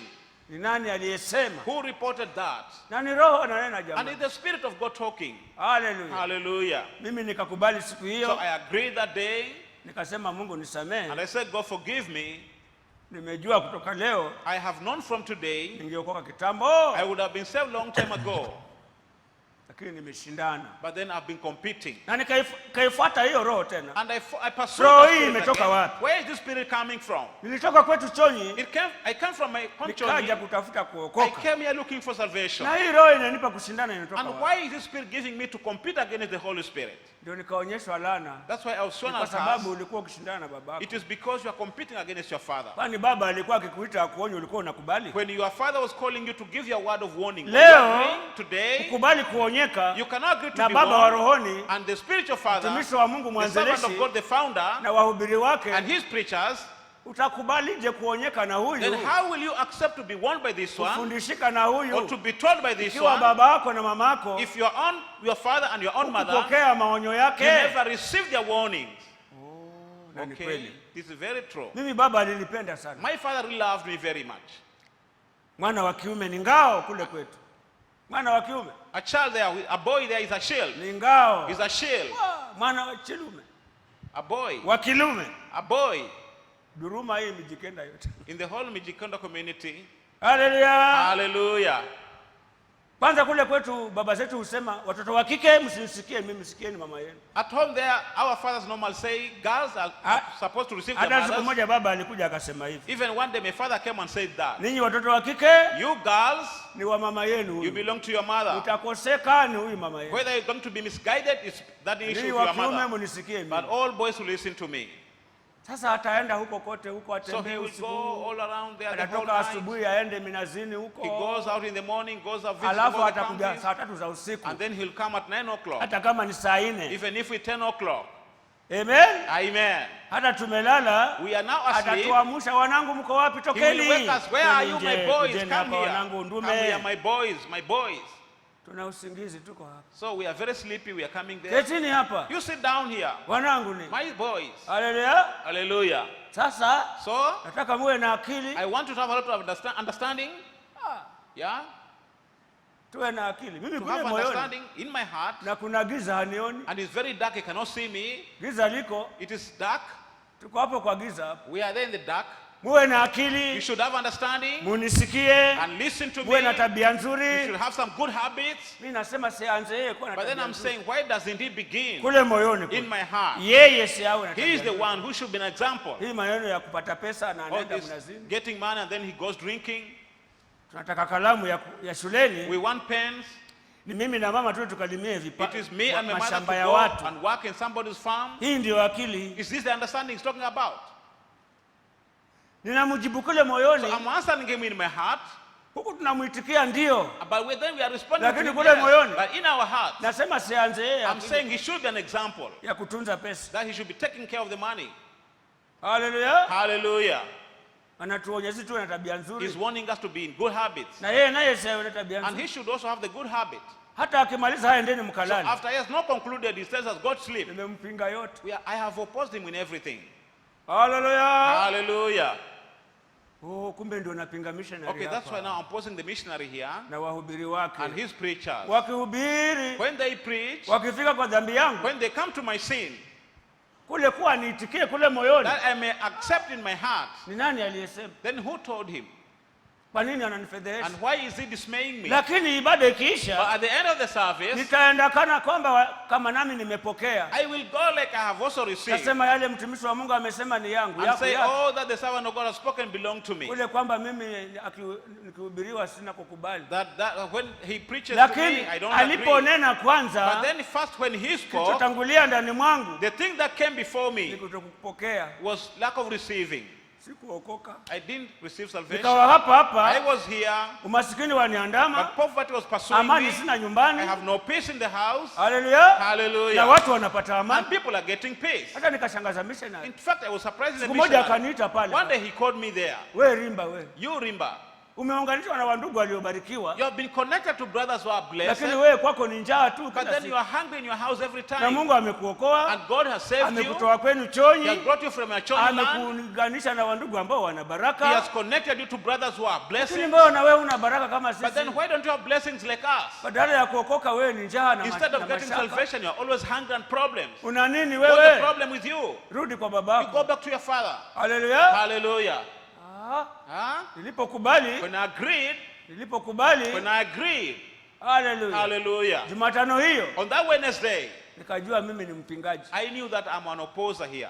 Ndio nikamtafuta siku moja. That's now the time I began looking Nikasema for him. nitamwendea, I said I'll go to him nimwambie mimi nakupinga. and tell him exactly that I'm opposing you. Nikaja asubuhi siku moja. So I came early in the morning one Ile day. ofisi iliyokuwa ya wazee mzee Mwaingo ile That office which belonged to Pastor Mwaingo ilikuwa ni ofisi ya ufundi. was those days the construction office. Na yeye alikuwa akija anapanda gorofa ile. And whenever he comes, he was climbing the stairs. Na alikuwa akipanda ile gorofa And ile while climbing the stairs, kutoka hapa chini ofisi ya mtumishi, from the ground floor here, utamsikia tu ndiye huyo anakuja. you will hear him coming. Na mimi ndiye nilikuwa narauka kufungua hiyo ofisi ya And I'm ufundi. the one who was coming early in the morning opening that office. Ndiye storekeeper. I was a storekeeper. Na najua saa 3 atakuwa amefika. And I know at exactly 9 o'clock he'll be here. Sikumngoja huku chini. So I didn't wait for him. Nikasema down here. leo I said today, nitasema kweli mimi ni mpingaji. I'm going to speak the truth that I'm an opposer. Anifundishe Whether he teaches me, kama atanifukuza. if he's going to chase me away, Hivyo ninapokea so sasa. that way I'm not receiving. Haleluya. Hallelujah. Alikuwa akipanda hizo ngazi hizo. So whenever he was climbing the stairs, Anasema he damu was singing that ya Yesu, blood of Jesus, damu the blood ya Yesu, of Jesus, damu the blood, ya Yesu. Of Huko anapanda step. as he's climbing the stairs. Damu ya Yesu. Nikajua ndiye huyo anapanda. Then I know he's the one climbing the stairs. Paka alipolandi hapo na mlango So kwa. when he reached at Nikaufungua the gede. first floor, I opened the door. Naambia Bwana asifiwe mzee. Say, praise the Lord, elder. Hivyo ninaokoka So that sasa. way I'm not getting salvation. Nimejaliwa I've kupokea. been enabled to receive in my heart. Nimejaliwa kukubali I've been onyo. enabled to agree in my heart. Rimba. Okay, Rimba. Unasemaje What Rimba are you ndugu? saying? Where are you saying, brother? Naambia alikuwa anaomba kukuona. I was asking to see Wanataka you. kuniona ndugu? Oh, you want to see me, brother? Sema ndio baba. I said, yes, Haya father. ngoja niende Okay, ofisini. let me go to the office. Na ofisi ilikuwa ni ile kubwa hiyo huko juu. And the office was there, second floor. Haleluya. Hallelujah. Ghorofa imeisha yuko huko juu. The construction was finished, so he Haya was wacha there. niende ofisi. So let me go to the office. Amen. Amen. Nitakuita. And I'll call you. Basi nikatulia hapo. So I waited Alafu there. nikasikia unaitwa na missionary. And then I heard that you are called by missionary. Kaja ndugu akaniita. A brother came and called me. Nikaenda. So I went. Sami yuko hapa. Pastor Sammy was there. Missionary ameketi. And missionary was there seated. Haleluya. Hallelujah. Namwambia shetani leo. So I'm telling the devil today, Sikutaki nitasema kweli. I don't want you, I'm going to speak the truth. Haleluya. Hallelujah. Haya ndugu sema ulikuwa Okay, brother, unasema. say, what are you saying? Mtumishi mtumishi wa Mungu ananena Kiswahili. So the man of God was speaking in Swahili, Sami anatafasiri. and Sammy was translating. Haya wasemaje ndugu? Okay, what are you saying, brother? Sami yeye anatafsiri Kigiriama. Haya And Sammy is unaambaje ndugu? translating in Giriama. Mwingine akaja tayari. Another one came in my heart. Sasa missionary So, missionary, anakudharau kivipi? how is he despising you? Mswahili ulizaliwa Mombasa. You know you are born in Mombasa, you know Tena Swahili. hiyo Kiswahili niliipata moja. And again in Swahili you got one. Kwa KCSE. In KCSE, Nilipata moja hiyo I Swahili. got one in Swahili. Amen. Amen. Hiyo Swahili kwanza wacha So- kuzaliwa. Swahili, in fact, from the time you Hata were kwa born, mtihani uliipata in moja fact, Swahili. in the examination you got one. Nilipata moja kweli. I truly got one in Swahili. Sasa anakuwekea mtafasiri. So he's now putting a translator. Hii ni nini hii? So the meaning of this. Nilimpinga haraka huyo So I shetani. opposed the devil very quickly. Kamwambia shetani toka kwa I jina told la him, Yesu. devil, go away in the name of Jesus. Tumishi wa Mungu missionary The ananipenda. servant of God missionary loves me. Naongea kule moyoni. I'm saying that in my heart. Ameweka mtafasiri wa Kigiriama He has put a grammar translator here ili mimi niokoke. so that I can receive my salvation. Haleluya. Hallelujah. Kwani yeye hajui mimi nilizaliwa hapa Doesn't kwanza. he know that I was born here at the coast? Na nilimwambia nilipita hiyo Kiswahili. And I told him that I passed Swahili very well. Lakini kwa kule kutaka nielewe, But because he wants me to understand nisije nikapitwa na jambo, that no word should pass me, ndio ameniwekea mtafasiri. that's why he has put a translator here. Siongei, I'm not talking, lakini nampinga shetani kule but then ndani ya I'm moyo. opposing the devil in my heart. Nataka niwe wa Mungu. I want to belong to God. Nimepinga siku I'm nyingi. opposed for Hivyo ndio long. ninaokoka hivyo. So that I'm getting salvation. Ukiona wewe uokoki humu, If you find that you cannot wewe receive unakataa salvation maonyo, because you have refused the unakataa word of warning, mafundisho, you are refusing the word of teaching, ukikemewa when you unachukia, are rebuked, you are getting ndio angered. Yesu hakufanyi kuwa wake. That's why Jesus does not make you his own. Hallelujah. Hallelujah. Upate vya Yesu kuvipi? How do you get things of Jesus? Akanambia ndugu, So he told me, brother, akamwambia mzee, I told him, elder, mimi nakupinga. I'm opposing you. Unapoonya watu When you're warning the people hadharani, in the open, maana yeye alikuwa akija hapa because whenever he came here na skuta yake pale, and his scooter there, wandugu wanatoka tayari and wahubiri. brothers Bwana are siwe coming, mzee. preachers, or praise the Lord, Na elder. akisikia kuonya mtu, And when he feels like hata warning kama a brother, mmejaa, even if you are so many there, atasema wewe ndugu Tuva, he said, brother Tuva, huna amani nyumbani mwako. you have no peace in your house. Kwa sababu wewe si kichwa. It is because you're not a head. Maana kichwa nyumbani, Because as a head in the house, akiamuka, when you wake up, kwanza paka ajue. first you must know. Anauliza mke, je, kuna watoto chakula mchana? He's asking the wife, do you have anything for breakfast? Na mboga ziko? Or maybe you have relish? Lakini kichwa gani wewe ndugu, ukiamuka tayari waenda. But what type of a head are you when you wake up, you just Waacha go? huyo mke hangaika atafute You are chakula. leaving the wife to look for food. Ndio jioni ukija amekasirika. That's why when you come in the evening, she's annoyed. Maana wewe si kichwa, si Because you're mwanaume. you're not a head, you're not a husband. Amen. Amen. Wamwacha huyo mke ndiye awaze kutaliwa nini So you are mchana. leaving the wife to think what you're going to eat that day. Ndio watusumbua hapa. That's why you're giving us trouble here. Uombewe amani kila siku. We are praying for your peace every time. Na wewe mwanamke. And you are a woman. Ende ukawe mume huko Go and nyumbani. be a man in the house. Mimi nasema So I'm saying, oh my si dear, angemvuta kando. he would have taken secretly mbele za somewhere watu. before the people. Amen. Amen. Mbele za watu si angemvuta kando. Before the people, he would have taken him somewhere. Yeye ndiye alifundisha wawili. He's the one who taught Tena about yeye two. ameongozwa na Roho. And again, he's guided by the Ili Spirit of God, kumwonya huyu ndugu mbele za wengi. warning this brother in the Maana public, Roho ameona because the Spirit has si huyu seen mzee Tuva peke yake. it's not only Elder Hata Tuva, mzee Baya na unyonge huko nyumbani. even Elder Bai had the same Sasa Roho weakness at anataka home. kuokoa wengi. So the Spirit want to deliver Si many of kwamba you. anafundisha huyu peke yake. It's not that he's teaching Tuva Mimi only. nasema si angemvuta So I'm kando. saying he would have taken him somewhere. Mbona anamwaibisha? Why is he ashaming Na him? mimi nikamwambia kweli So kabisa I mimi. spoke to him the truth. Nikamwambia mimi nakupinga. I said, I'm opposing you Unapoonya mtu wazi, when you are warning somebody in the dada public. wazi, In the public, naona I unamwaibisha, see that you are shaming him. ungemvuta kando. You would have taken him somewhere. Anaambia kumbe ndio ndugu tutakuombea kifua uponi. Then he said, okay, that's the reason we are praying for your children and not getting healed. Bas. Okay. Waona huyu ndugu anang'ara sami huyu. You see what this brother is saying, Sammy? Ana baraka ambazo hunazo. Does he have the blessing that you Mimi nami have? na baraka ambazo hunazo. Does he have the blessing that he Na doesn't wandugu have? naona wanabarikiwa hawa. And you see all these brothers are being blessed here. Wanapata amani They are getting peace. na kuponywa mengi. And he being healed of many things. Ni kwa maana wanapenda kule kuonyana, tutakuonyana. It is because they love the warnings that I give. Haleluya. Hallelujah. Kule kuonyana The way we are warning, kunakuchukiza wewe. which is offending you, Tuwe wawili, whether we are 2 tuwe or 10. maybe we are 10, Roho akituhimiza tuonyane, when tuonyane. the Spirit of God insists that we should Kuonyana give a huko word of warning, kunakuchukiza wewe. so this warning which is offending you, Ndio kumeletea hawa ndugu baraka it has brought these brothers some blessings ambazo wewe hunazo. which you don't have. Amen. Amen. Uko katikati yetu kweli, You are truly in our midst, lakini una maisha tofauti. but then you have a very different life. Yafanana kama ulikuja jana. Looks like you came here yesterday. Maana wale maonyo yanatubariki sisi, wewe Because the unayachukia. warnings that are giving us blessings are offending you. Haleluya. Hallelujah. Haya ukitaka So kuokoka, if you want to be delivered, nikubali kuonyeka kule. you have to agree to be Roho warned. akiongoza uonywe mbele za wengi, wewe When the kubali. Spirit of God guides that should be warned before the public, you should accept it and receive it. Uache kujidhani umefika. You stop thinking that you have attained. Maana anajidhani amefika, Because whosoever thinks that he has ndiye ana attained neno aibu. is the one who has the word shame. Maana ndani ana cheo. Because in his heart he has a rank.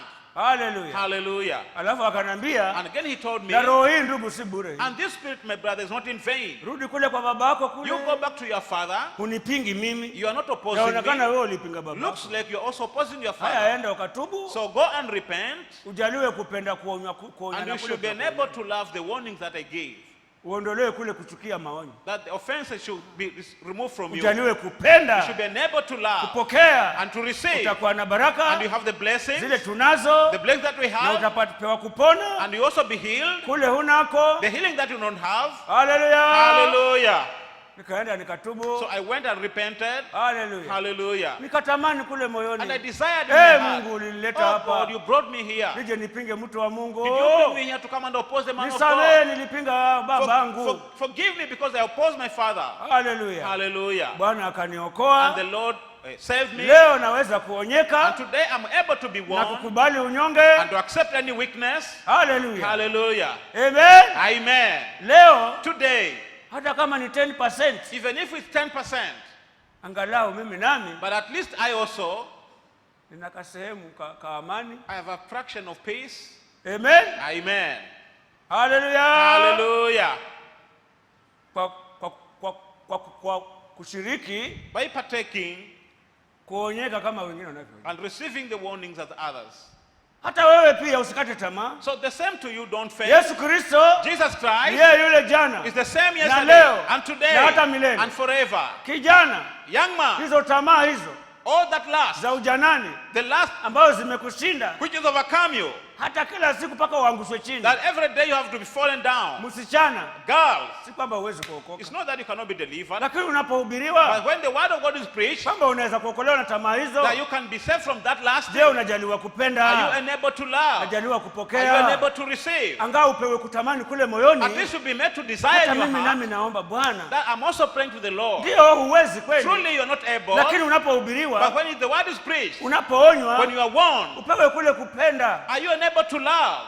upewe kule kutaka. At least you'll be given the willingness. Mimi nami Mungu angalau I also, God, uniokoe deliver me. hata nimalize siku At least I finish one bila day kufanya ubaya. without doing evil. Haleluya. Hallelujah. Utaokoka. Then you will be Na delivered. hata kama kuna dhambi na kusukuma kufanya hayo, And even if there is any sin pushing you, maana kuna tamaa za laana, because there is that lasting of curse tamaa za kawaida, and the ordinary lasting, maana mwanadamu, because you are a human being, Mungu atakuokoa. then God will deliver you. Haleluya. Hallelujah. Ndio ukiona watu That's when you see uko some katikati people, ya wandugu na they wadada are in the midst of brothers and wanaopata sisters baraka who are getting blessings na mema, and getting good things. wanashindiwa dhambi They are overcoming sin na Bwana Yesu, by Jesus Christ. lakini wewe hupati, But you're not getting, wewe hupendi. then you don't love. Yale yanayoletea hawa baraka The things that bring blessing to these ones, yakihubiriwa, when they are preached, maonyo hayo, those warnings, wewe unachukia, you are hupendi. hating, you're getting offended. Don't Tusomee love. ile kitabu yetu Mithali 5. Read from the book of Proverbs 5, Mithali 5:12. Proverbs 5, verse 12.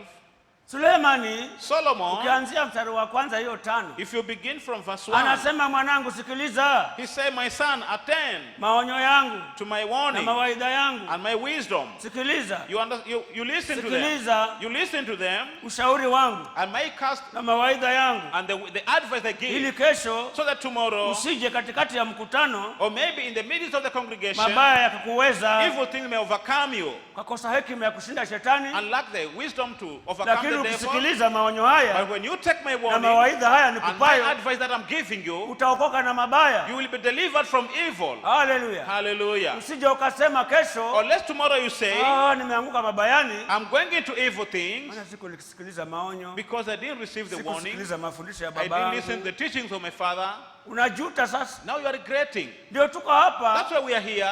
Baraka ni zetu. Blessings belong to us. Mtumishi wa Mungu Servant ameshaomba. of God has already prayed. Lakini yule uingie kwa baraka But hizo, for you to be able to enter those blessings, you uonyeke should be vulnerable kumtolea Mungu anavyokuagiza. to give to God according to how He's instructing you. You Upende should love, kuonyeka, to be warned, kuagizika, to be instructed, utii Mungu to anavyokuagiza. obey what God is commanding you. Lakini wachukia kule moyoni, But then you are getting offended in your heart. basi utaona wengine wanabarikiwa Then you find some are getting blessings, na wewe uko pale pale. and you are also there.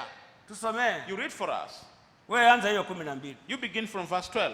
Lakini ukitaka mwenyewe anza kutoka kwanza. But if you read it at home, you can read from verse Suleiman 1. ameonya watoto wake na That is Solomon sisi. warning his children. We are Ndio his hapo children. mwisho anasema, That's why down there he's saying, usije ukasema or lest you say, mimi I hata naishi katika mabaya, am going into evil. maana nisikia kukemewa. Tusomee Mithali 5:12. Proverbs chapter 5, verse 12.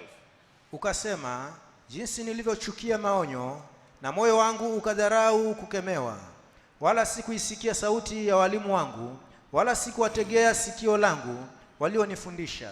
Nalikuwa karibu na kuingia katika maovu yote, katikati ya mkutano na kusanyiko. And say, how have I hated instruction, and my heart despised reproof, and have not obeyed the voice of my teachers, nor inclined mine ear to them that instructed me. I was almost into all evil in the midst of the congregation and assembly. Uone ndugu, You see a brother, katikati ya kusanyiko kama in hili, the midst of the congregation like here, katikati ya makutano kama in the haya, midst of the assembly like here, lakini yeye but anaandamwa na nguvu ya mabaya. he's being pursued by evil power. Mahali watu wanashindiwa dhambi, He doesn't see that people are overcoming sin, yeye dhambi zimemshinda. but then he's overcome by sin. Mahali watu A wanabarikiwa, place where people are blessed, yeye haingii kwa baraka. but then he doesn't enter into blessing. Huyu This one anachukia huyu. is hating. Hii njia ya kuletea watu baraka The thing that brings blessings, ni kumtolea Mungu zaka na dhabihu kamili. the way that brings blessings is giving to God. Yeye But he, anapohubiriwa when hivyo, he's preached that way, hapendi, he doesn't love. anachukia. He's hating. Haleluya. Hallelujah. Nitoe vyangu mimi, That I give my things. sijui vyaenda I wapi. don't know where it is going. Anatoa kweli So you're truly giving, kutimiza ile sheria, fulfilling the law, lakini si kwa kupenda but kule it's moyoni. not through the love in his heart. Sije nikaonekana nimepita kikapu. Or maybe I should not be seen as passing the basket. Haleluya. Hallelujah. Sije nikachunguzwa kwa kitabu cha zaka sionekane. That I should maybe they should examine the book of tithe and show me sin. Uonekane, Whether you are seen or usionekane. maybe you are not seen. Hakuna achunguzaye. There's nobody here who is going to do that. Haleluya. Hallelujah. Lakini kule moyoni But in your heart, hapendi, you don't love. anafanya kweli, You are doing lakini truly, ana maswali. but then you have questions. Zinaenda wapi? Where is it going? Haleluya. Hallelujah. Sasa kwa sababu umechukia Because now you have come, wafanya kazi ya Mungu, lakini si kwa you kupenda, are doing the work of God, but not through love, si kwa furaha, not through joy, si kwa moyo wa shukurani. not through our thanksgiving Mahali heart. pengine Biblia inasema Another place the Bible is saying, utatumikia njaa hunger will come to you, na uchi and nakedness, na kila shida and zitakuja. every problem will come upon Hata you. watu washangae, Until people are surprised. na huyu ndugu si yuko katikati And this yetu, brother is in our midst. huyu maskini watoka Then wapi? where is this poverty coming from? Maana ile njia ya kuleta mema Because the way that brings good things, haipendi. you don't love it. Haleluya. Hallelujah. Shetani amempa kutopenda. The devil has made you not to love it. Ikihubiriwa When the word is preached, amenyang'anywa kupokea. you are denied to receive. Haleluya. Hallelujah. Haleluya. Hallelujah. Tusomee tena hapo. You read for us again that verse. Ukasema, jinsi nilivyochukia maonyo, na moyo wangu ukadharau kukemewa. Wala sikuisikia sauti ya walimu wangu, wala sikuwategea sikio langu walionifundisha. Nalikuwa karibu na kuingia katika maovu yote, katikati ya mkutano na kusanyiko. And say, how have I hated instructions, and my heart despised reproof, and have not obeyed the voice of my teachers, nor inclined mine ear to them that instructed me. I was almost in all evil in the midst of the congregation and assembly. Amen. Amen. Usije ukasema, unless you say, na ukiangalia kutoka mstari wa kwanza, and if you read from verse maana 1, yake ni Suleiman ameonya. that means Solomon is warning. Ameonya, mwanangu, He has been warning his son. sikiliza hekima yangu. Listen to my wisdom. Ukisoma mstari wa kwanza, If you read from verse 1, anasema mwanangu, he said, my son, sikiliza hekima yangu, listen to my tega wisdom, sikio lako, and both thine ear, uzishike akili zangu, and take my understanding, upate kulinda busara, that they may regard discretion, na midomo yako and all your lips ihifadhi maarifa. should keep my knowledge. Amen. Amen. Maana midomo ya malaya Because the lips of a strange woman hudondoza asali. drop as an honeycomb. Hallelujah. Hallelujah. Ili uepuke na midomo ya malaya. So that you may escape the lips of a Ina prostitute, maneno laini ya kuvutia which mtu. are very soft word that can Anasema, coax mwanangu, you. sikiza maneno yangu, So he's saying, my son, take my instruction, maonyo yangu. my warning. Ni haya maonyo haya. Oh, these are warnings. Mtumishi wa Mungu The anatuonya. servant of God is warning us. Kijana uyasikie. Young man, you should keep them. Wewe wasema But then you are saying, hao no. wazee wanahubiri kwamba Oh, this- uzinifu ni dhambi. Elders are preaching that adultery is a sin. Si hao wanahubiri walikuwa na kaswende na nini na mishipa? They are preaching that they had syphilis and Si all kwa sababu that. walikuwa huko. It is because they were there. Sisi wanataka tuokoke kabla tujaona So haya. they want us to be saved before seeing that. Hallelujah. Hallelujah. Utapatwa na maneno hata yange So kupata. things will come to you which wouldn't come to you. Uko humu kweli You are truly here katikati ya mkutano, in the midst of the watu congregation. wanashindiwa dhambi, People are overcoming sin, wewe utajikuta ndio nguvu inakusukuma huko. but then you find that there is power pushing you there. Maana Because upokei you mafundisho. you don't receive these Maneno instructions. ya walimu huyasikii. And you don't believe the word of God. Hallelujah. Hallelujah. Huonyeki, You cannot be warned. ufundishiki, You are not teachable. hupendi You don't love. mafundisho. You don't love the teachings. Hallelujah. Hallelujah. Hallelujah. Hallelujah. Utasema Mungu ana So upendeleo. you will say that God is a respect of persons, Mungu hana upendeleo. but God is not a respect of persons. Bali kila amchaye But yeye anyone who fears him hukubalika na will Mungu. be accepted by him. Hallelujah. Hallelujah. Kabisa. Surely. Kabisa. Surely. Sasa unapoendelea So kuchukia maonyo when you continue hating the instructions na kuchukia kukemewa, and you hate the reproof, Petro akaambiwa rudi nyuma, wewe shetani. Peter was told, go back, you are a devil. Akakubali kuwa shetani. And he agreed to be a devil. Niende wapi? Where should I go? Ati aende. That he should go away, Akazidi kufuata Bwana but he Yesu. continued following Jesus Christ. Akakubali onyo hilo. He accepted, Kwamba kweli received nimekubali the kuwa warning shetani. that truly I have become a devil. Nimekuwa shetani kweli. I have become a devil really. Hallelujah. Hallelujah. Alipewa funguo. And he was given the keys. Hallelujah. Hallelujah. Bwana Yesu akienda Jesus going kuhubiri na yeye yuko nyuma. to preach there, he was behind. Akakubali kuonyeka. He agreed to be warned. Akakubali kukemewa. He agreed to be reproved. Hallelujah. Hallelujah. Hakumezwa na shetani. He was not swallowed by the devil. Wezi wawili wako msalabani.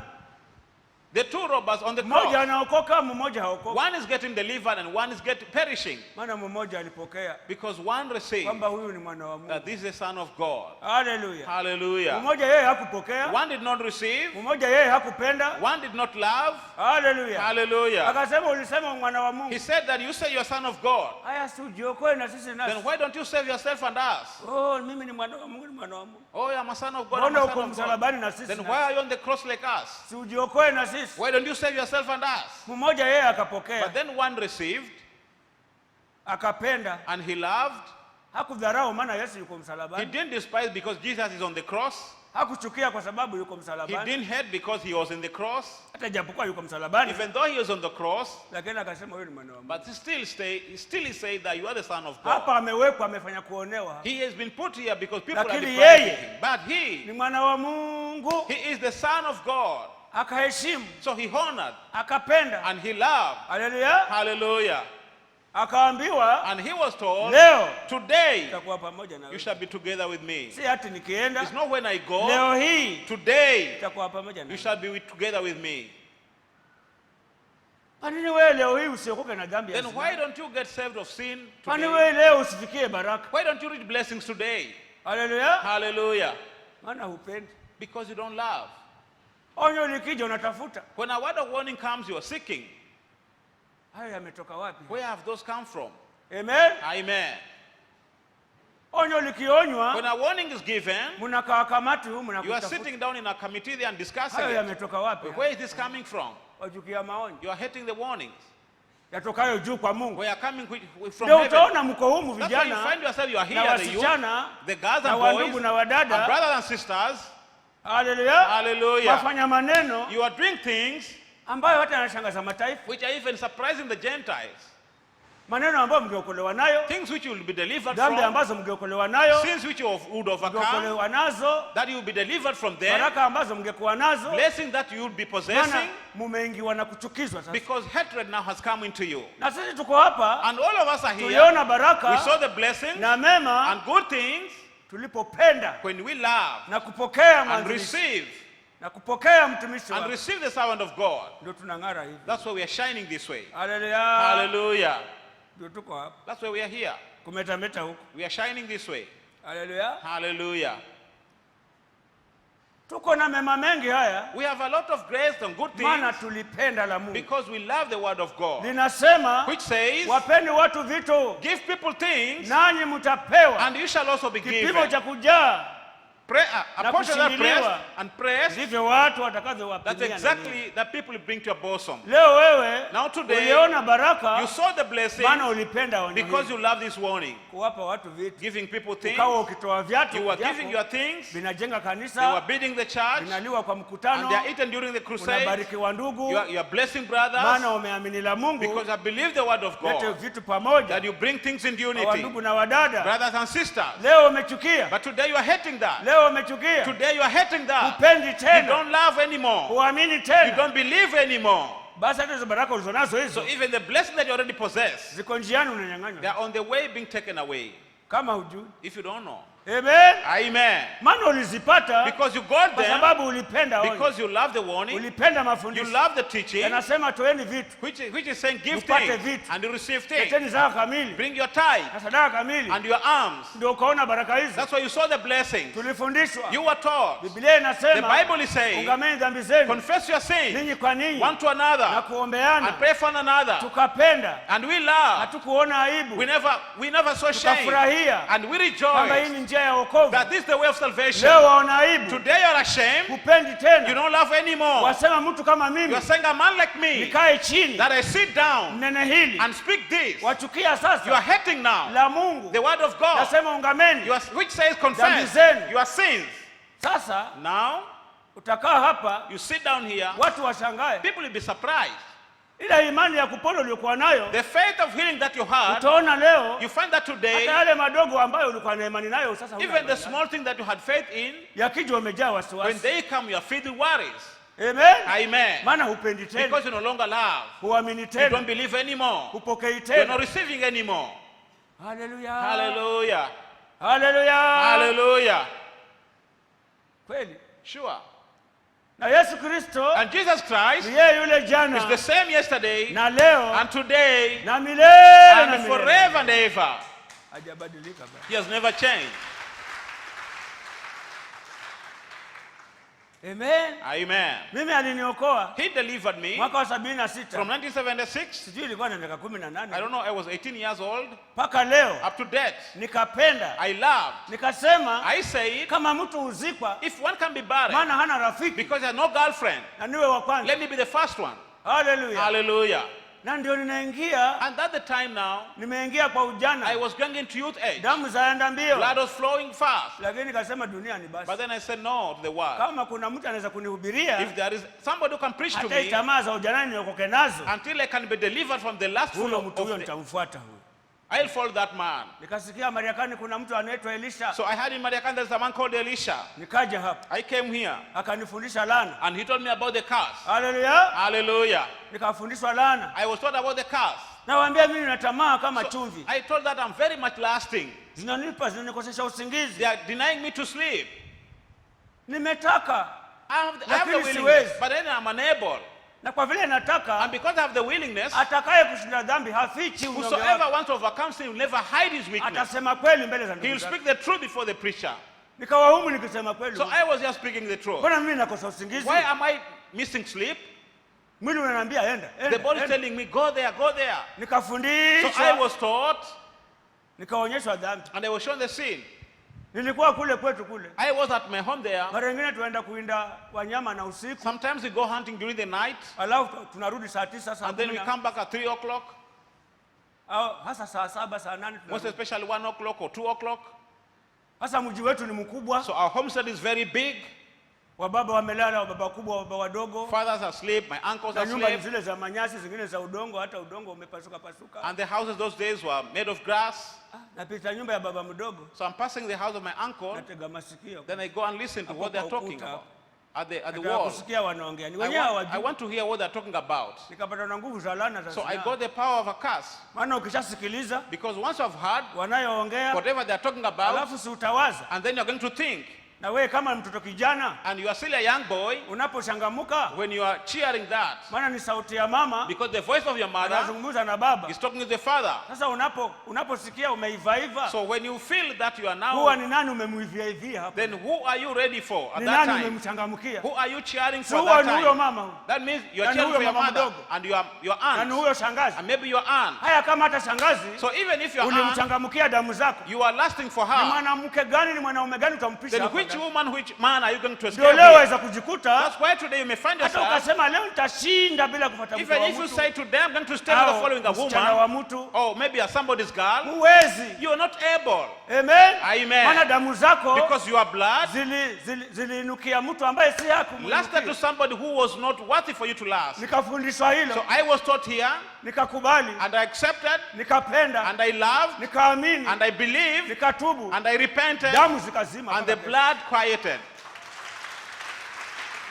Hallelujah. Hallelujah. Amen. Amen. Lakini kwanza utake kwanza. But first you must have the willingness. Lakini wewe wasema But then you are saying no. Ili hata ufikie kuonyeshwa dhambi kama hizo. For you to be able to reach kwanza uamini kwamba uzinifu ni dhambi. First you must believe that as adultery is a sin. Na upende kuokoka. And you should love to be saved. Upende kuokolewa. And you should love to be delivered. Sasa huokolewi. So you're not delivered. Mungu atakuonyesha. God will show you why. Hata hivi amekuonyesha. Now he has already shown you. Hallelujah. Hallelujah. Nikaenda kwa wahubiri, so I went to the preachers and repented. Mungu akaniokoa. And God delivered me. Hallelujah. Hallelujah. Leo napata usingizi. Today I'm getting some sleep. Hallelujah. Hallelujah. Ile damu moto zikapoa. The hot blood, I was healed of that hot blood. Zikiwa zile za kawaida zikiamuka nawaambia mwenda wapi? If it is the ordinary lasting, when it comes up, I tell you where I'm going. But when it is ignited by a curse, even if you want to silence it, it cannot. Hallelujah. Hallelujah. Ndio muwe watu wapendao. That you should be here, people who are loving. Na sisi tulipenda. But we love, tukaamini, and we believe, tukafurahia, and we rejoice. Tukawa na wokovu mkuu. That's why we saw great salvation. Ndio shetani anatuinda. That's why the devil is hunting for us. Sasa badala ya kupenda, instead of loving, tuingiwe na kutopenda. That hatred may come into us. Hallelujah. Hallelujah. Zile baraka, so that the blessings, na kule kupona, and the healing, na ile amani, and the peace, tuliyoiona, which we saw, kwa kupokea mafundisho, by receiving the teaching, kwa kupenda mafundisho, by loving the teaching, na maonyo, and the warning, na mahubiri, and the preaching, na kukemewa, and the reproof. Hallelujah. Hallelujah. Kutuondokee, that it may go away from us. Hallelujah. Hallelujah. Utaona kesho. So you find that tomorrow, uko katikati ya mkutano, you are in the midst of the congregation. Watu wanashindiwa, wewe ushindi. People are overcoming, by you are overcoming. That's why you may see dhambi zile ulizokolewa nazo, the same sin which you had overcome. Leo nguvu imerudi tena. Today that strength has come to you again. Zilikuondokea, they went away from maana you uliamini, because you believe, ulipenda, you love. Hallelujah. Hallelujah. Lakini leo umerudi kuchukia. But then today you have gone back to hating. Upendi tena. You no longer love. Upokei tena. You're not receiving anymore.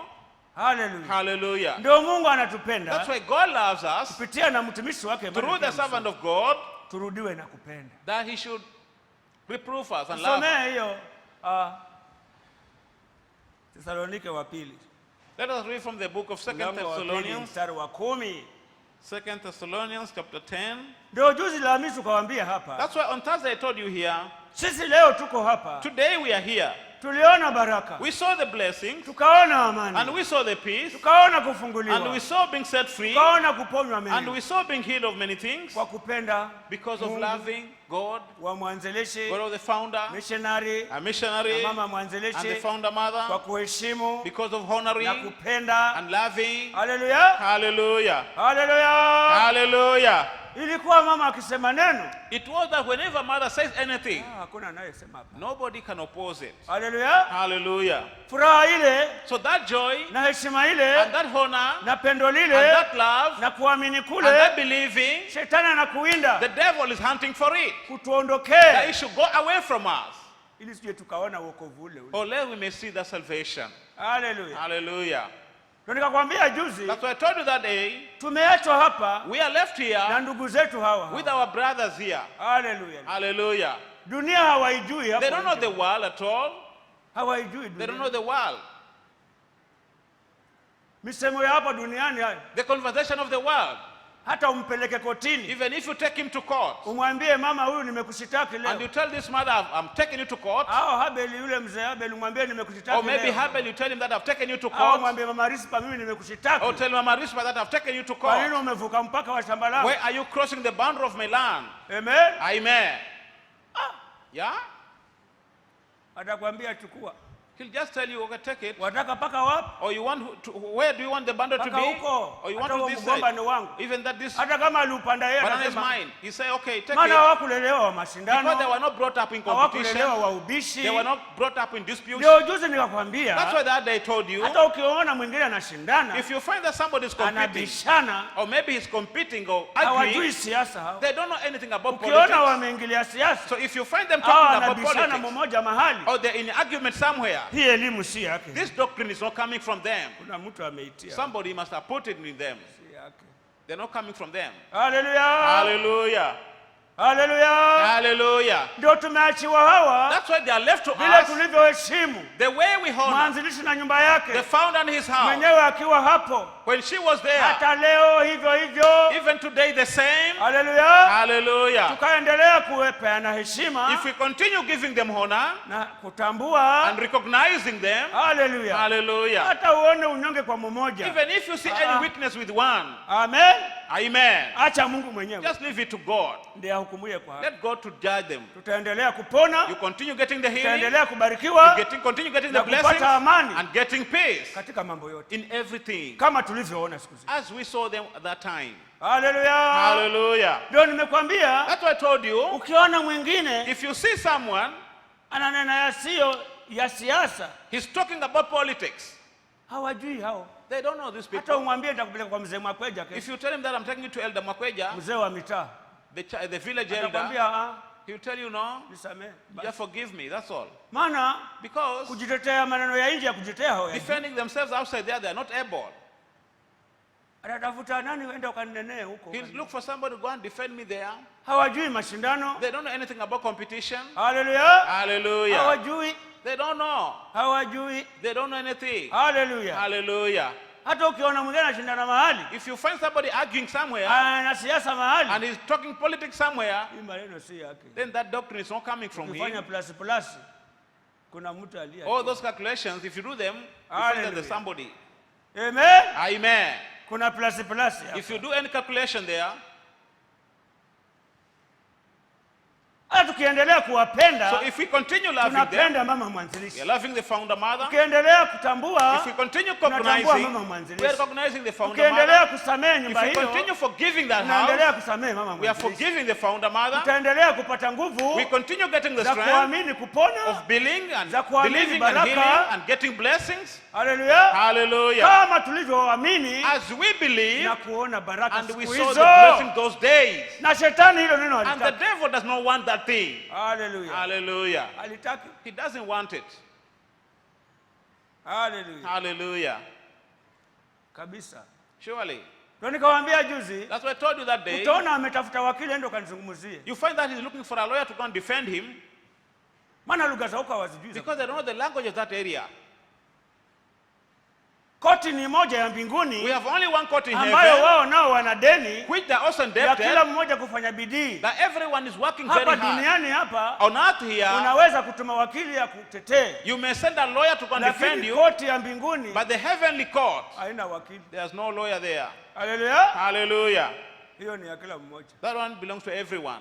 Utajitetea mwenyewe. You're going to defend yourself there. Ukuhubiriwa ulevi ni dhambi. Didn't you hear that drunkenness is a sin? Ukuhubiriwa zinaa ni dhambi. Didn't you hear that adultery is a Hapo sin? utamwambia mtu kanisemee. You are not going to tell somebody go and Hiyo defend koti me. hiyo haina wakili There hiyo. are no lawyers there in that Hiyo court. ni ya kila mwanadamu atajitetea mwenyewe. Every human being going to defend himself. Haleluya. Hallelujah. Haleluya. Hallelujah. Tukaendelea kupenda So if we continue loving na kusamehe and forgiving na and kutambua recognizing Mungu wa mama God as the mwanzilishi founder ndani ya mother, mtumishi in wake his servant, Emmanuel Kea Mzungu, Emmanuel Kea Mzungu, imani ile ya kupona kwa imani, the faith of na getting imani him by ile ya faith, kubarikiwa and the faith of getting na amani blessedness manyumbani, and peace in our vile house, tulivyoiona the way we saw siku them, hizo those na days, furaha ile and that joy, itaendelea it will continue and continue and continue. Maana Yesu Kristo, Because Jesus Christ, maana Yesu Kristo because Jesus yeye Christ yule jana is the same yesterday na leo and today na milele and forever na milele and ever. Amen. Amen. Hallelujah. Hallelujah. Somee hapo. You read for us again. Na katika madanganyo yote ya udhalimu kwa hao wanaopotea, kwa sababu hawakukubali kuipenda ile kweli, wapate kuokolewa. Kwa hiyo Mungu awaletea nguvu ya upotevu wa uamini uongo, ili wahukumiwa wote ambao hawakuiamini kweli, bali walikuwa wakijifurahisha katika udhalimu. And with all deceivableness of unrighteousness in them that perish, because they received not the love of the truth, that they might be saved. And for this cause God shall send them strong delusion, that they should believe a lie, that they all might be damned who believed not the truth, but had pleasure in unrighteousness. Hallelujah. Hallelujah. Ni kweli wameisikia Truly they have heard, lakini hawakuipenda. but because they didn't love. Kweli imenenwa The truth has been spoken, lakini hawakuipenda. but they didn't love it. Wanasema kuna nguvu zitakuja za uongo. Then he's saying that false power Pale will come katikati upon ya them. makutano pale Because in the midst of the congregation, utaona nguvu za dhambi zinawashinda. you find that the power of sin is overcoming Maana you. walipoonywa dhambi ni mbaya, Because when they were warned that sin is bad, hawakupenda, they walichukia. didn't love, but they hated. Ndio nguvu za kuwaokoa That's hazikuja. why the power of salvation didn't Maana come. hawakupenda. Because they didn't love. Hawakupenda kweli. They didn't love the truth. Hallelujah. Hallelujah. Kweli inasema The truth is saying, astahili heshima heshima. whosoever deserves honor, Astahili honor. hofu hofu. And whosoever deserves fear, Astahili fear. kodi kodi. And whosoever deserves custom, custom. Wewe waota kidole mtu huyu? So why are you pointing at this Je, ni man? wakuota kidole Is huyu? he supposed to be pointed? Hallelujah. Hallelujah. Biblia inasema The Bible is saying, ndugu akikukosa if a brother offends you, hata 7 mara 70 even samehe. 7 times 70, forgive him. Hallelujah. Hallelujah. Samehe. You forgive Na wewe him, utasamehewa. and you shall also be forgiven. Hallelujah. Hallelujah. Ndio tukiendelea kuheshimu That's why we continue kama honoring tulivyoheshimu as we honor na kupenda and love ndugu zetu, our brothers. tutaendelea kupona We shall continue getting the na kuwa healing, na amani getting the peace, na kuombeana, baraka zitakuja. praying for each other, and blessings will come. Hallelujah. Hallelujah. Shetani muongo kwa The jina la devil, you're a Yesu. lie in the name of Jesus. Ndio pepo anatuwinda So the devil is hunting for us, tuingiwe na kuchukiana, that we may end, hatred may tuondokewe come na into us, kupendana, that love may go away from na us, Mungu ni pendo. that the word of God is love. Hallelujah. Hallelujah. Mungu ni pendo. The word of God is love. Walipo na kupendana And God is loving one na another kusameheana and forgiving each na other kupenda mafundisho and loving the teaching na kusamehe moyoni. and forgiving in our heart. Hallelujah. Hallelujah. Unafanya kazi ya You're Mungu doing the work of God, lakini moyo ni safi. but then your heart is pure. Unafagia kanisa, unafagia You are kanisa sweeping the church, lakini una moyo ni but then safi. your heart is Ndio pure. baraka That zitakuja. the 10 blessings will Lakini come. wafagia But then you kanisa, are sweeping the church, watolea you're Mungu, giving to God, lakini moyo si but safi. then your heart is not pure. Unawaza zinaenda wapi? You are thinking, where is this money Kwa going? sababu moyoni si safi. So because your heart is not Moyo pure, wako hujasamehe, your heart is not forgiving, watoa kweli lakini hujaachilia. truly you are giving, but you're not Si kwa able to kupenda, pardon, not through Si love, kwa it's furaha. not through joy. Inasema chuo The Bible is saying utatumikia njaa you are going to serve na hunger uchi, and nakedness maana wafanya kweli because you are doing lakini truly, si kwa but not kupenda. through love. Haleluya. Hallelujah. Haleluya. Hallelujah. Hata ushangae na mimi Until you're sinafanya. surprised. Na mimi sinaunga madhambi. But then I'm confessing my sin. Kila Jumapili sikosi kuona pastor. Every Sunday I have to see the pastor. Hallelujah. Hallelujah. Walazimika tu kukaa. You are just forced to see. Maana bila kunena maneno yako hutaombewa. Because without confessing your thing you cannot be prayed for. Lakini ukiondoka hapo. But when you live there, wasema you are saying what? Pastor sije akatangaza maneno yale. Or pastor should not announce these things. Sije akasimama jukwani. Or maybe he stands on the pulpit. Sasa umenena kweli. So you have truly confessed.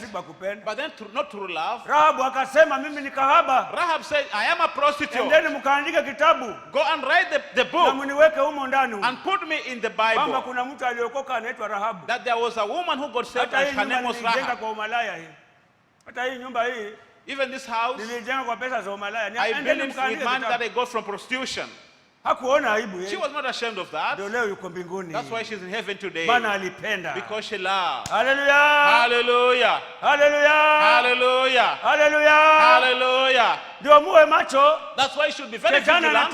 The devil is hunting for us. Tuondokewe na kule kupenda. That love should go away from us. Tufanye kazi ya Mungu na hofu na shaka. That we should do the work of God with fear and worries. Tuhubiri lakini tumejaa maneno mengi. We are preaching but then we are feeding practicing. Tunahubiri lakini unashaka huna kupenda. You are preaching but then you are doubting, you have no love.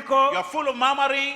Na wakati ule ulipokuwa unafanya kazi hiyo kwa moyo wa hiari, when you are doing that work wholeheartedly and with a lot of love na amani and peace, uliona baraka ile you saw that blessing and that leo blessing. Unakupenda But tena. today no longer loving.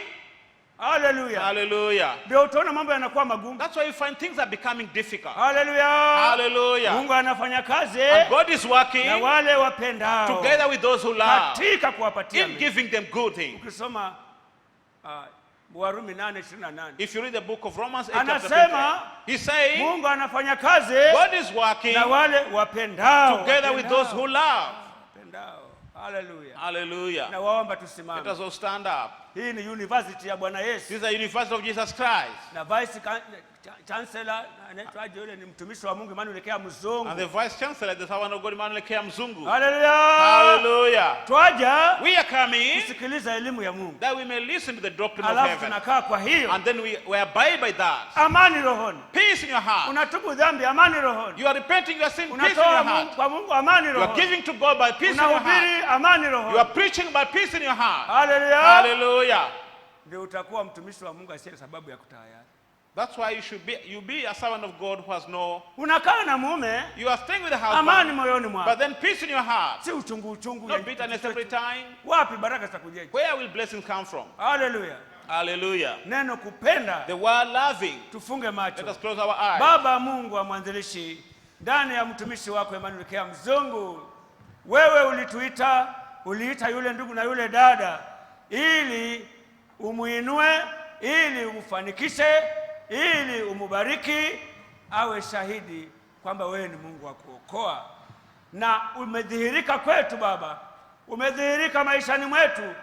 Mungu wa missionary, Mungu wa mwanzilishi ndani ya mtumishi wako. Umedhihirika kwa yule dada, hata ukamponya, hata ukamuokoa na mengi. Leo anaona uzito maana ameondokewa na kupenda. Shetani amempa kuchukizwa, ameondoa kule ndani ile furaha, kule kuamini, kule kupenda kwa kwanza. Ametia kuchukizwa na hiyo kweli iliyomletea baraka. Ametia kuchukizwa na hiyo kweli iliyomletea uzima. Amerudi kusema ni aibu kutubu dhambi. Semee Bwana watu wako, ninaamini Bwana Yesu, kazi uliyoanzisha maishani mwetu ya kupona kwa imani, ya kubarikiwa, ukatupa kufurahia, kukutolea wewe kwa moyo wa hiari.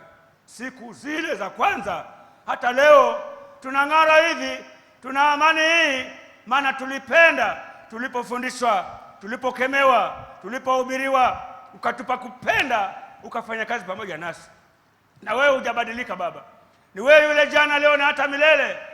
Regesha kupenda kule kwa kwanza ndani ya mkubwa kwa mdogo.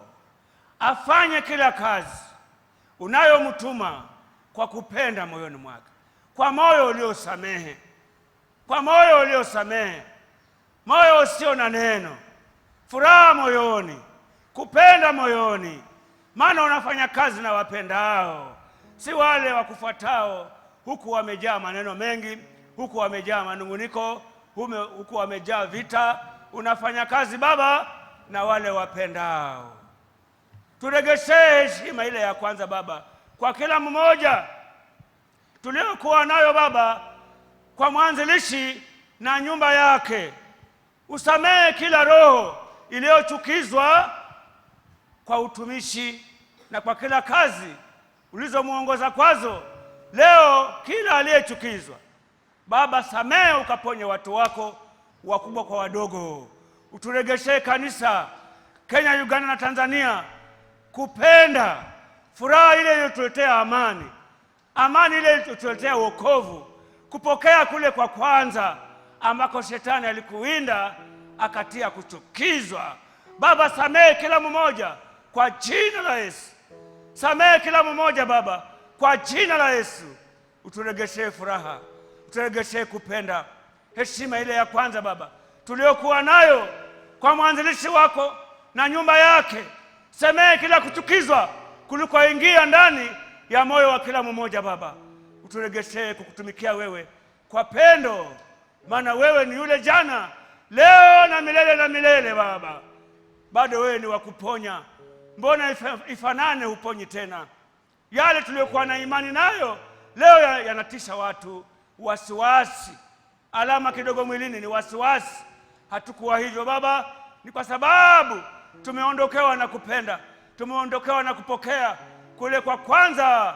Sante kusamehe, sante kuponya kanisa lako, kuregeshea kila mmoja kupenda kule kwa kwanza tulikokuwa nako, hata ukafanya kazi pamoja nasi sawa sawa na neno lako Baba. Maana wewe ulisema unafanya kazi na wapendao, si wachukizwao. Ondoa kule kuchukizwa kwa kila aina ndani ya moyo wa kila mmoja aliye hapa na aliye nje. Uturegeshe furaha ya kwanza, kupenda kule kwa kwanza. Tufanye kazi yako kwa mioyo iliyosamehe, kwa mioyo iliyotulia, kwa mioyo iliyopenda, maana unafanya kazi na wapendao. Sante Mungu wa mwanzilishi.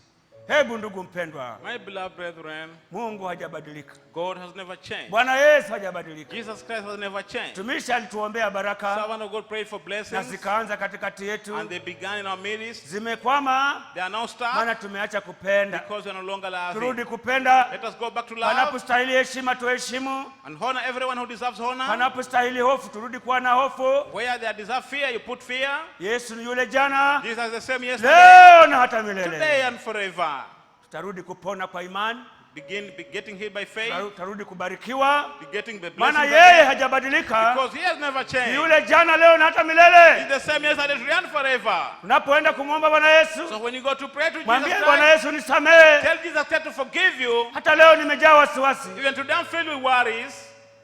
Ile imani niliyokuwa nayo sina tena. The faith that I had is no longer with me. Furaha ya wokovu niliyokuwa nayo sina The joy tena. of salvation that I had is no longer with Yale me. niliyokuwa na imani nayo sina tena. The thing that I had faith in is no longer with me. Maana badala ya kupenda nimeingiwa na Because kuchukizwa. instead of loving, I Na now wewe hate. unafanya kazi na wapendao. And you working together Mwambie with those Bwana who Yesu, love. nisamehe, So tell Jesus to forgive you unijalie and enable you kupenda. to love. Maana wewe unafanya kazi na wapendao, Because you are working together with those who si love. Not wachukizwao. those who are hating. Unisamehe kila You forgive kuchukizwa me every hatred kuliko ingia ndani that mwangu, entered into my heart, kuliko ingizwa ndani mwangu na that shetani. was put in me by the devil, Niregeshee kupenda, and restoring to me to love, kupokea kila fundisho, and to receive every teaching, kupokea kila onyo, and to receive every warning, kama nilivyopokea as kwanza, I received in the hata beginning. nikaona baraka And I zile saw those blessings, na baraka and zile those blessings, na amani ile, and that peace, na Bwana atafanya. and the Lord will do Hebu it. tumuombe Let us all Mungu. pray. Baba, asante Mwenyezi Mungu wa mbingu na nchi, Mungu wa mwanzilishi, tulikuona Baba, ulifanya kazi pamoja nasi siku za kwanza za wokovu Baba, maana tuliingia kwako kwa kupenda, tulipokea neno lako kwa kupenda, kwa furaha, kwa mioyo iliyosamehe, na wewe hujabadilika Bwana Yesu. Mbona tukae katikati ya kusanyiko na kujaa wasiwasi na kujaa shaka na kujaa hofu ambayo haikuweko kwanza? Baba, ondoa kila kuchukizwa kuliko ingia ndani ya watu wako Baba. Ponya kila nafsi Baba iliyoondolewa kule kupenda, maana unafanya kazi na wapendao Baba. Kupenda fundisho lako, kupokea neno lako kwa furaha, utujalie Bwana Yesu, kwa jina lako tukufu. Kupenda maonyo, kupenda mafundisho, furaha hiyo Baba, kuamini kule kwa kwanza Baba, furaha ile ya kwanza Bwana Yesu, regeshea watu wako Baba wa mbinguni. Heshima tuliyokuwa nayo Baba kwa mwanzilishi wako na nyumba yake Baba, turegeshee heshima hiyo, turegeshee hofu hiyo, turegeshee amani na ndugu zetu hao Baba. Asante, tunakushukuru. Ni wewe yule jana, leo na hata milele Baba. Umetuweka hapa chini ya jua, unataka kujitukuza maishani mwetu. Wewe unataka kujitukuza maishani mwetu, lakini hatukupi nafasi. Nafasi ni pendo, si chuki. Unafanya kazi na wenye kupenda, unafanya kazi na kwenye kupenda, si kwenye vita, ni kwenye amani, ni kwenye furaha, ni kwenye pendo. Asante Bwana Yesu, kutusamehe, kutuokoa Baba, kuturegeshea Baba pendo. Unafanya kazi na wapendao, wenye kupokea, wenye furaha. Asante Baba, uumbe mioyo iliyosamehe, watoe kwa mioyo iliyosamehe, wakutumikie kwa mioyo iliyosamehe, si ile iliyochukizwa. Asante kusamehe kanisa lako, asante kuturegeshea kupenda kule kwa kwanza tulikokuwa nako Baba, hata ukatuponya magonjwa sugu. Asante kutenda Bwana Yesu, asante kusamehe Bwana Yesu, asante kuturegeshea kupenda kule kwa kwanza, hofu ile ya kwanza, furaha ile ya kwanza, amani ile ya kwanza. Asante Bwana Yesu, asante Mungu wa mwanzilishi. Amen. Asante Bwana Yesu. Amen. Haleluya. Hallelujah. Ukisoma Warumi 8:28 anasema, If you read the book of Romans chapter 8 verse 28, nasi tutajua ya kuwa and we know that Bwana anafanya kazi na wale wapendao. the Lord works with those who love. Wafagia lakini kwa kupenda. You are sweeping, but then through love. Wenye kufagia mtaro kwa furaha, kwa pendo. You are sweeping the trench, you do it in love. Wenye kuhubiri kwa kupenda. Those who are preaching should do it in love. Amen. Amen. Haleluya. Hallelujah. Vile vile Mungu alivyofanya kazi na So the sisi. same way that God worked with us, Leo tukiwa nyuma ya mtumishi wake today Emmanuel while behind the servant of God Emmanuel K. Mzungu, Yesu Kristo ni yule jana Jesus Christ is the same yesterday na leo and today na milele na milele. and forever and ever. Hofu ile tuliyokuwa nayo, So the fear that we had, haleluya, hallelujah, bado Mungu atafanya kazi. still God going to work with us. Haleluya. Hallelujah. Kabisa. Surely.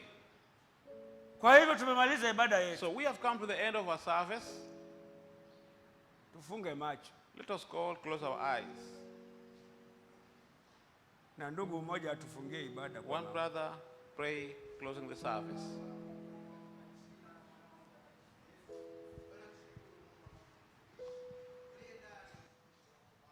Maana ni wewe Bwana umenena nasi, maana umeona Mwokozi mwema. Ni kweli Bwana, tumetoka katika kule kupenda. Tazama Roho wako Mtakatifu amenena katika mtumishi wako Bwana, maana umeona tunaangamia, maana tumetoka katika pendo. Na wewe unasema Mwokozi kwamba wewe ufanya kazi na wale wapendao katika kuwatendea mema. Mwokozi, umeona Bwana Yesu, kumbe makusudi yako mbele zetu Bwana ni tupate mema, lakini umeona Bwana tumetoka katika kupenda. Mungu wa mwanzilishi, asante kwa huo ujumbe ambao umeutuma Baba. Ninaamini kila mmoja aliyenyenyekea mbele zako Mwokozi, umemrudishia tena, umemeumbia tena Bwana kule kupenda. Maana umeona Mwokozi mwema, tumekuwa na maneno mengi Mwokozi, tumetoka katika kupenda, tumenena mahali ambapo hatustahili Bwana. Tazama nyumba ya mwanzilishi wako, tumepata mema kutoka hapo, lakini Bwana tazama, tumekuwa na maneno mengi ambayo ni kinyume chako Mwokozi, ambayo yametufanya hata leo hatupatie amani.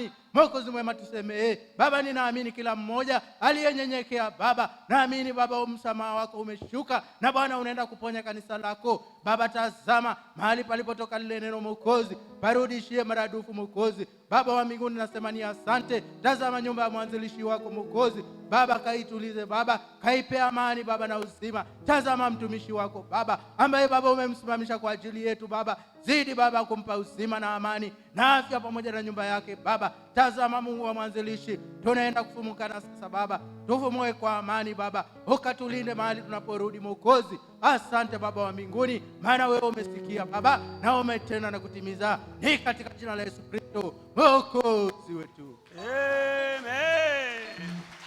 Asante Mungu wa mwanzilishi. Karibu mama yetu.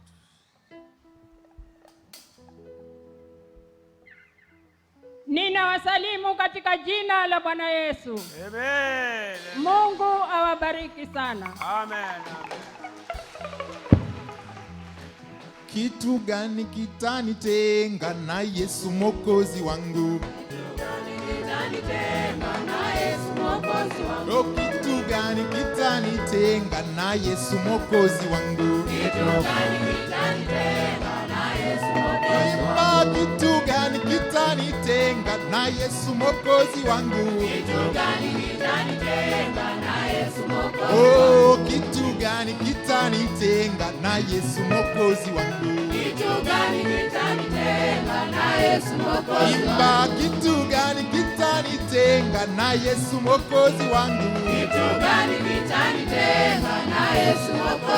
Oh, ni anasa, Hapana, nimekataa kabisa. ni ulevi, Hapana, nimekataa kabisa. oh, ni uzinzi, Hapana, nimekataa kabisa. oh, ni anasa, Hapana, nimekataa kabisa. imba ni kutopenda, Hapana, nimekataa. imba ni kutopenda, Hapana, nimekataa. imba, kitu gani kitanitenga na Yesu Mwokozi wangu? Kitu gani kitanitenga na Yesu Mwokozi wangu? Imba, kitu gani kitanitenga na Yesu Mwokozi wangu? Kitu gani kitanitenga na Yesu Mwokozi wangu? Imba, kitu gani kitanitenga na Yesu Mwokozi wangu? Kitu gani